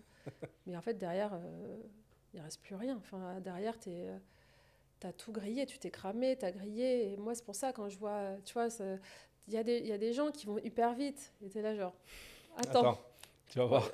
watch. Le Dans 6 retour du mois, dans bâton. 1 an, on va voir. Et en fait, c'est ça qui est dur, c'est de tenir sur la longueur. Et tu vois, par exemple, moi, aujourd'hui, après 5 ans, je n'ai plus l'énergie d'ouvrir mon ordinateur à la maison. Vraiment. En fait, je me dis, tu sais, c'est pour rester derrière un écran et être tellement crevé ou être tellement. Déjà, les enfants, enfin, c'est pas possible. Tu vois. Oui, surtout que t'es maman solo. Surtout, Donc, voilà, je veux dire, bon, sinon. moi, ça va, je me permets. Ouais, de dire, 2 secondes. Et c'est juste que je sais que des fois, je ne sers plus à rien, total, genre énergie zéro. Donc, je vais pas tirer, tu vois, je vais pas aller essayer même me dire, je vais faire de la compta ou des trucs qui ne demandent pas trop d'énergie. Mais ouais, je me dis, ça sert à quoi, Sandra? Genre, juste, va dormir. Moi, c'est mon truc, genre, je vais dormir tôt. Demain est un autre jour. Demain, je reviens avec la patate d'énergie. Et j'essaie de le faire comme ça parce que de toute façon, je n'arrive pas à tirer. Je n'arrive pas à me forcer. Ça sert à rien. Tu es devant l'écran. Tu sais, le truc que tu es devant l'écran et tu as tes yeux, ils sont comme ça. Qu'est-ce que je dois faire déjà? Il y a tellement de trucs. Et c'est encore pire. Tu vas te coucher avec tous tes problèmes dans la tête. Là. Quand je me retrouve dans cette situation, je ferme et je dis c'est bon, stop, j'arrête. Demain. C'est pas possible. Non, mais parce que parfois on se dit, on est tellement en retard sur des tâches, sur des choses où on a envie que ça arrive. Et en fait, on ne se rend pas compte et on essaye de se mettre en difficulté, de se charger. Ouais. Mais en fait, le cerveau, il ne suit pas. Il dit non, mais de toute façon, tu sais, peux réfléchir, je ne réfléchis pas. Tu es en retard. Mais imagine, tu arrives à faire ce que tu voulais faire. Mais on est des entrepreneurs, du coup, on va s'en coller encore plus derrière. C'est ça. Donc en fait, tu es en retard, mais c'est une roue infernale, ça ne s'arrête jamais. Il n'y a jamais de moment où tu dis « Ah, en ce moment, ça va, c'est léger, enfin, tu vois, j'ai pas trop de travail en ce moment. » On est entrepreneur, c'est toujours ce toujours truc chargé. de « je suis ». Mais moi, j'en ai marre de dire ça aux gens, genre je suis sous l'eau, j'en peux plus, je machin, mais en fait, je me dis « Ça va bientôt s'arrêter, ça va bientôt s'arrêter. » Mais en fait, ça s'arrête jamais. C'est juste, il faut savoir tenir sur la longueur. Et donc, prendre soin de son énergie. L'énergie, c'est mon précieux. C'est ce qu'il faut chérir, sinon il n'y a plus... Mais ça peut-être que tu l'as, toi, dans tes formations, dans tes coachings, pour savoir, en fait, s'écouter. En fait, moi, c'est des choses que je sais, parce que je parle avec beaucoup d'entrepreneurs et je suis entrepreneur moi-même, et c'est des choses que je sais, mais parfois, j'ai du mal à les appliquer, à me les auto-appliquer. C'est comme le cordonnier le plus mal chaussé ou le médecin qui ne va pas se soigner. Parce que, en fait, je sais parfaitement que parfois, il faut vraiment dire stop, etc. Mais en fait, pour moi, je pense à la conséquence. J'ai encore du mal à... Ouais, mais ça va être quoi la conséquence? Et la conséquence, elle va être santé. C'est la santé. Moi, je les vois. Donc, à un moment donné, c'est à nous aussi de s'autodiscipliner parce que personne ne va le faire pour nous, tu vois. Et moi, je pense à la conséquence. Moi, des fois, j'ai envie de flancher, vraiment. Je me vois, genre, c'est finito, laissez-moi tranquille, je veux plus, tu vois, genre... et en fait, non, mais tu peux pas faire ça. Puis parce qu'en plus, on est parents, on peut pas faire ça. Enfin, tu vois, donc, non. Donc, il faut tenir. Donc, et du coup, s'autodiscipliner tenir sa santé mentale, son énergie et tenir sur la longueur. C'est-à-dire que dans 5 ans, on se dit, c'est OK dans notre tête de se dire, dans 5 ans, je suis encore là. C'est clair. Est-ce que toi, tu dis, dans 5 ans, je suis encore là? Oui, heureusement. Mais c'est vrai que en fait, je me dis que souvent, en fait, ce qui me fausse un peu, je pense, mon analyse perso, c'est que je me dis, allez, je fais ça là, et après, ça va aller. Mais en fait, non. C'est ce que je te dis. Du coup, ça va jamais. Parce que derrière, tu as encore des trucs. Tu as encore des choses. Toujours... Non, mais moi, c'est des longues phases. Je me dis, OK, je me donne à fond pendant un mois. Et après, ça va me libérer du temps pour le reste. Mais en fait, non, ça ne me libère rien du tout. Donc, oui, mais il faut que je m'auto-discipline. Et ça, j'ai besoin de le faire. Et justement, du coup, si on reparle, donc on a parlé des défis, sur la partie échec, est-ce qu'il y a vraiment un échec ou des échecs que tu as vécu, que tu ressens comme étant des échecs? Non. Non, c'est plutôt, comme tu dis, des défis que des échecs. Il y a des choses, des fois, qui ne marchent pas. Il y a des choses qui... tu vois, il y a des recrutements qui ne fonctionnent pas. Mais est-ce que c'est grave? Enfin, c'est un échec, c'est quoi? C'est se tromper, c'est perdre de l'argent. C'est normal, on a des jeunes business, donc on teste, tu vois. Peut-être que si j'avais le all-in et que j'avais perdu mon all-in, je pense que là, j'aurais dit, bon, Là, ça a été le un mot peu- échec, je pense on peut le placer. Mais t'aurais pas Mais pour perdu la... complètement, enfin, puisque t'aurais appris. Tout à fait, c'est la réponse. J'aurais appris, bah là, j'aurais quand même... Mais tu vois, après, je me disais, bah, l'argent, ça se trouve. Si demain, enfin, ça va... Moi, je sais pas, j'ai pas peur de l'échec, c'est pas grave. Il n'y a rien qui est grave, en vrai. La santé, c'est ce qui est le plus important. Il faut, encore une fois, la chérir, la choyer. Mais tout le reste, c'est des défis, mais pas de mot échec. Le mot échec n'existe pas. Enfin, il Bah, existe, mais, oui, il existe, mais il est mais pas il est grave. pas C'est pas grave. insurmontable. Ouais, C'est c'est pas... pas grave. Il y a des fois, on a l'impression que c'est des situations insurmontables et en fait, genre un mois, 2 mois, 6 mois après, tu revois la situation et l'état dans lequel tu étais pour ça et tu dis, bon, finalement, tu vois, et puis t'apprends, c'est clair, enfin, tu vois, les situations, t'apprends. Mais ouais, donc Bien. Bah, merci beaucoup de nous Bah, avoir merci à toi. partagé cette partie. Là, on passe sur une dernière partie où on parle vraiment, on va dire, de conseils que tu donnerais aux entrepreneurs et aux entrepreneureux. On va parler aussi d'avenir, même si on a quand même pas mal évoqué un peu l'avenir. Donc, en termes de conseils pour les jeunes entrepreneurs, qu'est-ce que tu dirais, qu'est-ce que tu leur donnerais, on va dire, comme... Hum, bah, il y a eu plein de choses qu'on a dit durant ce moment, mais pour résumer, moi je pense que déjà il faut allumer un feu. Donc pas de dans la bien cuisine, poser pas dans le salon. dans le ventre.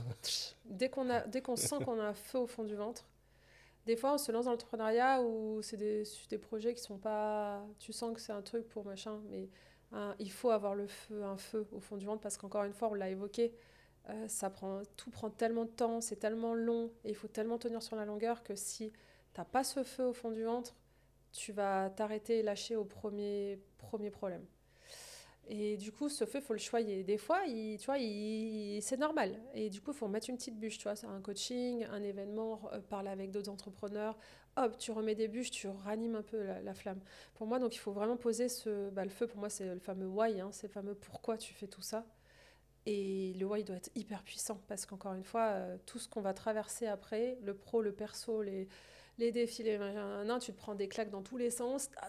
Si tu sais pas pourquoi tu fais les choses, tu vas dire mais pourquoi en fait Moi, je me dis mais pourquoi je m'inflige tout ça? Donc c'est hyper important. Ensuite, c'est s'entourer, c'est vraiment ne pas rester seul. Parce que ça tue toute motivation, confiance en soi, syndrome de l'imposteur, tout ça, et c'est la mise en action, quoi. En fait, vous allez beau passer des heures derrière un écran à vous former, vous allez beau passer des heures à travailler des choses parce que hop, quand ça sera prêt, j'irai le vendre, mais c'est des grosses excuses, ça. Le terrain, il faut aller sur le terrain tout de suite. Il faut d'abord tester tout de vendre. suite. En fait, il faut d'abord vendre avant de. Tu vois, là, je t'ai parlé d'un truc tout à l'heure, je te l'ai vendu, j'ai dit, bah voilà, la méthode, c'est ça, ça, ça. Et après, je t'ai dit, on la mettra en ligne dans quelques jours, tu vois, c'est pas encore. Mais il faut d'abord vendre voilà, c'est le terrain d'abord, avant tout. C'est les expériences avec les clients avant tout. C'est ça qui donnera la confiance parce que les retours clients qui sont contents, ça, tu vois, ça crédibilise, ça légitimise, ça donne confiance. Donc c'est le terrain, quoi. Et ça, c'est dur d'aller sur le terrain. C'est normal, ton premier client. Sauf au bout de 500, t'inquiète qu'après, t'es rodé. Mais voilà, mise en action. On l'a dit, il faut se mettre en action. Et après, prendre soin de son énergie, de sa santé mentale, de sa santé mentale. Et se focusser sur la vente, le chiffre. Vouloir se verser un salaire, poser le salaire qu'on veut se verser. C'est des mathématiques, hein, et pourtant je suis très nulle. Hein. C'est combien je vais me verser de salaire dans 3 mois, dans un an, donc on augmente. Combien de chiffre d'affaires je dois faire pour générer ce salaire-là, pour pouvoir me verser ce salaire-là? Combien de chiffre d'affaires je dois générer? Ça représente combien de clients? Du coup, tu as ton objectif en fait, tu dois avoir tant de clients par mois pour aller te verser ce salaire-là. C'est mathématique. Et après, tu deviens une machine, tu es une lionne, tu vas chercher ce nombre de clients en fait. Et après, tu apprends la méthode pour pouvoir savoir comment le faire. Après, il faut s'inscrire chez FF Collectif. Et après, il faut s'inscrire chez FF Collectif, comme ça, tu as les outils pour savoir comment le faire, quoi. Bon, c'est cool. Et en termes de recommandations un peu culturelles, est-ce que tu as des livres, des podcasts ou des films ou séries qui t'ont inspiré un peu, que tu conseillerais aux entrepreneurs? Sur l'entrepreneuriat? Ouais. Sur l'entrepreneuriat ou sur autre chose, hein, ça peut être autre chose, on va dire, qui t'ont un peu marqué, qui t'ont donné... Alors moi, le livre que j'ai... Alors, je lis pas de livres, j'arrive pas à avoir le temps, c'est comme ça. Mais on m'a filé un livre une fois. Non, c'est le bureau de presse qui me l'ont envoyé. Et j'ai fait, bon... Et en fait, il y a quelqu'un au bureau qui est passé, il m'a dit « Sandra, est-ce que tu l'as lu ce livre? Il est incroyable. » Je dis « Non, non, je vais le lire. » Et il m'a dit « Tu devrais parce que pour ton activité, il est top. » C'est L'offre à 100 millions d'Alex Hormozy. Où en gros, il a une espèce d'équation, et tu vois, c'est le truc, en gros, ça revient au truc un peu simple et visuel pour t'aider à comprendre un business, et en gros, il apprend vraiment à te dire, à créer ton offre, à donner, comment tu peux donner un max de valeur tout en enlevant les freins, qui est moins de temps et moins de sacrifices à ton client. Et franchement, c'est hyper bien fait, c'est hyper cool de faire ce travail, c'est un exercice, tu vois, tout au long du livre que tu fais. Tu as d'autres recos? J'ai d'autres, le podcast F Collective. Qu'est-ce qu'on a en reco? Non, c'est tout, lié à l'entrepreneuriat. Ça va. Ok. Bah écoute, très bien. Est-ce que tu veux dire un dernier message? Non, merci. J'ai l'impression d'avoir beaucoup parlé. Je sais pas si. C'est bien. On a fait une bonne session. Donc, je te remercie de nous avoir partagé tout ça. Merci à toi. Moi, du coup, je vous dis à très bientôt. Donc, merci encore de nous suivre et de nous accompagner, de faire grandir ce jeune média sur l'entrepreneuriat. Donc, on va continuer à aller rencontrer des entrepreneurs. Merci Sandra de nous avoir partagé ton parcours et ton histoire avec F Collectif qui continue. J'espère qu'elle va continuer à grandir. Et du coup, à vous, donc je vous remercie aussi. Je vous remercie de continuer, je vous invite plutôt de continuer à nous suivre, de nous donner de la force pour aller encore faire grandir ce jeune média dédié à l'entrepreneuriat. Donc je vous dis à très bientôt sur Binov.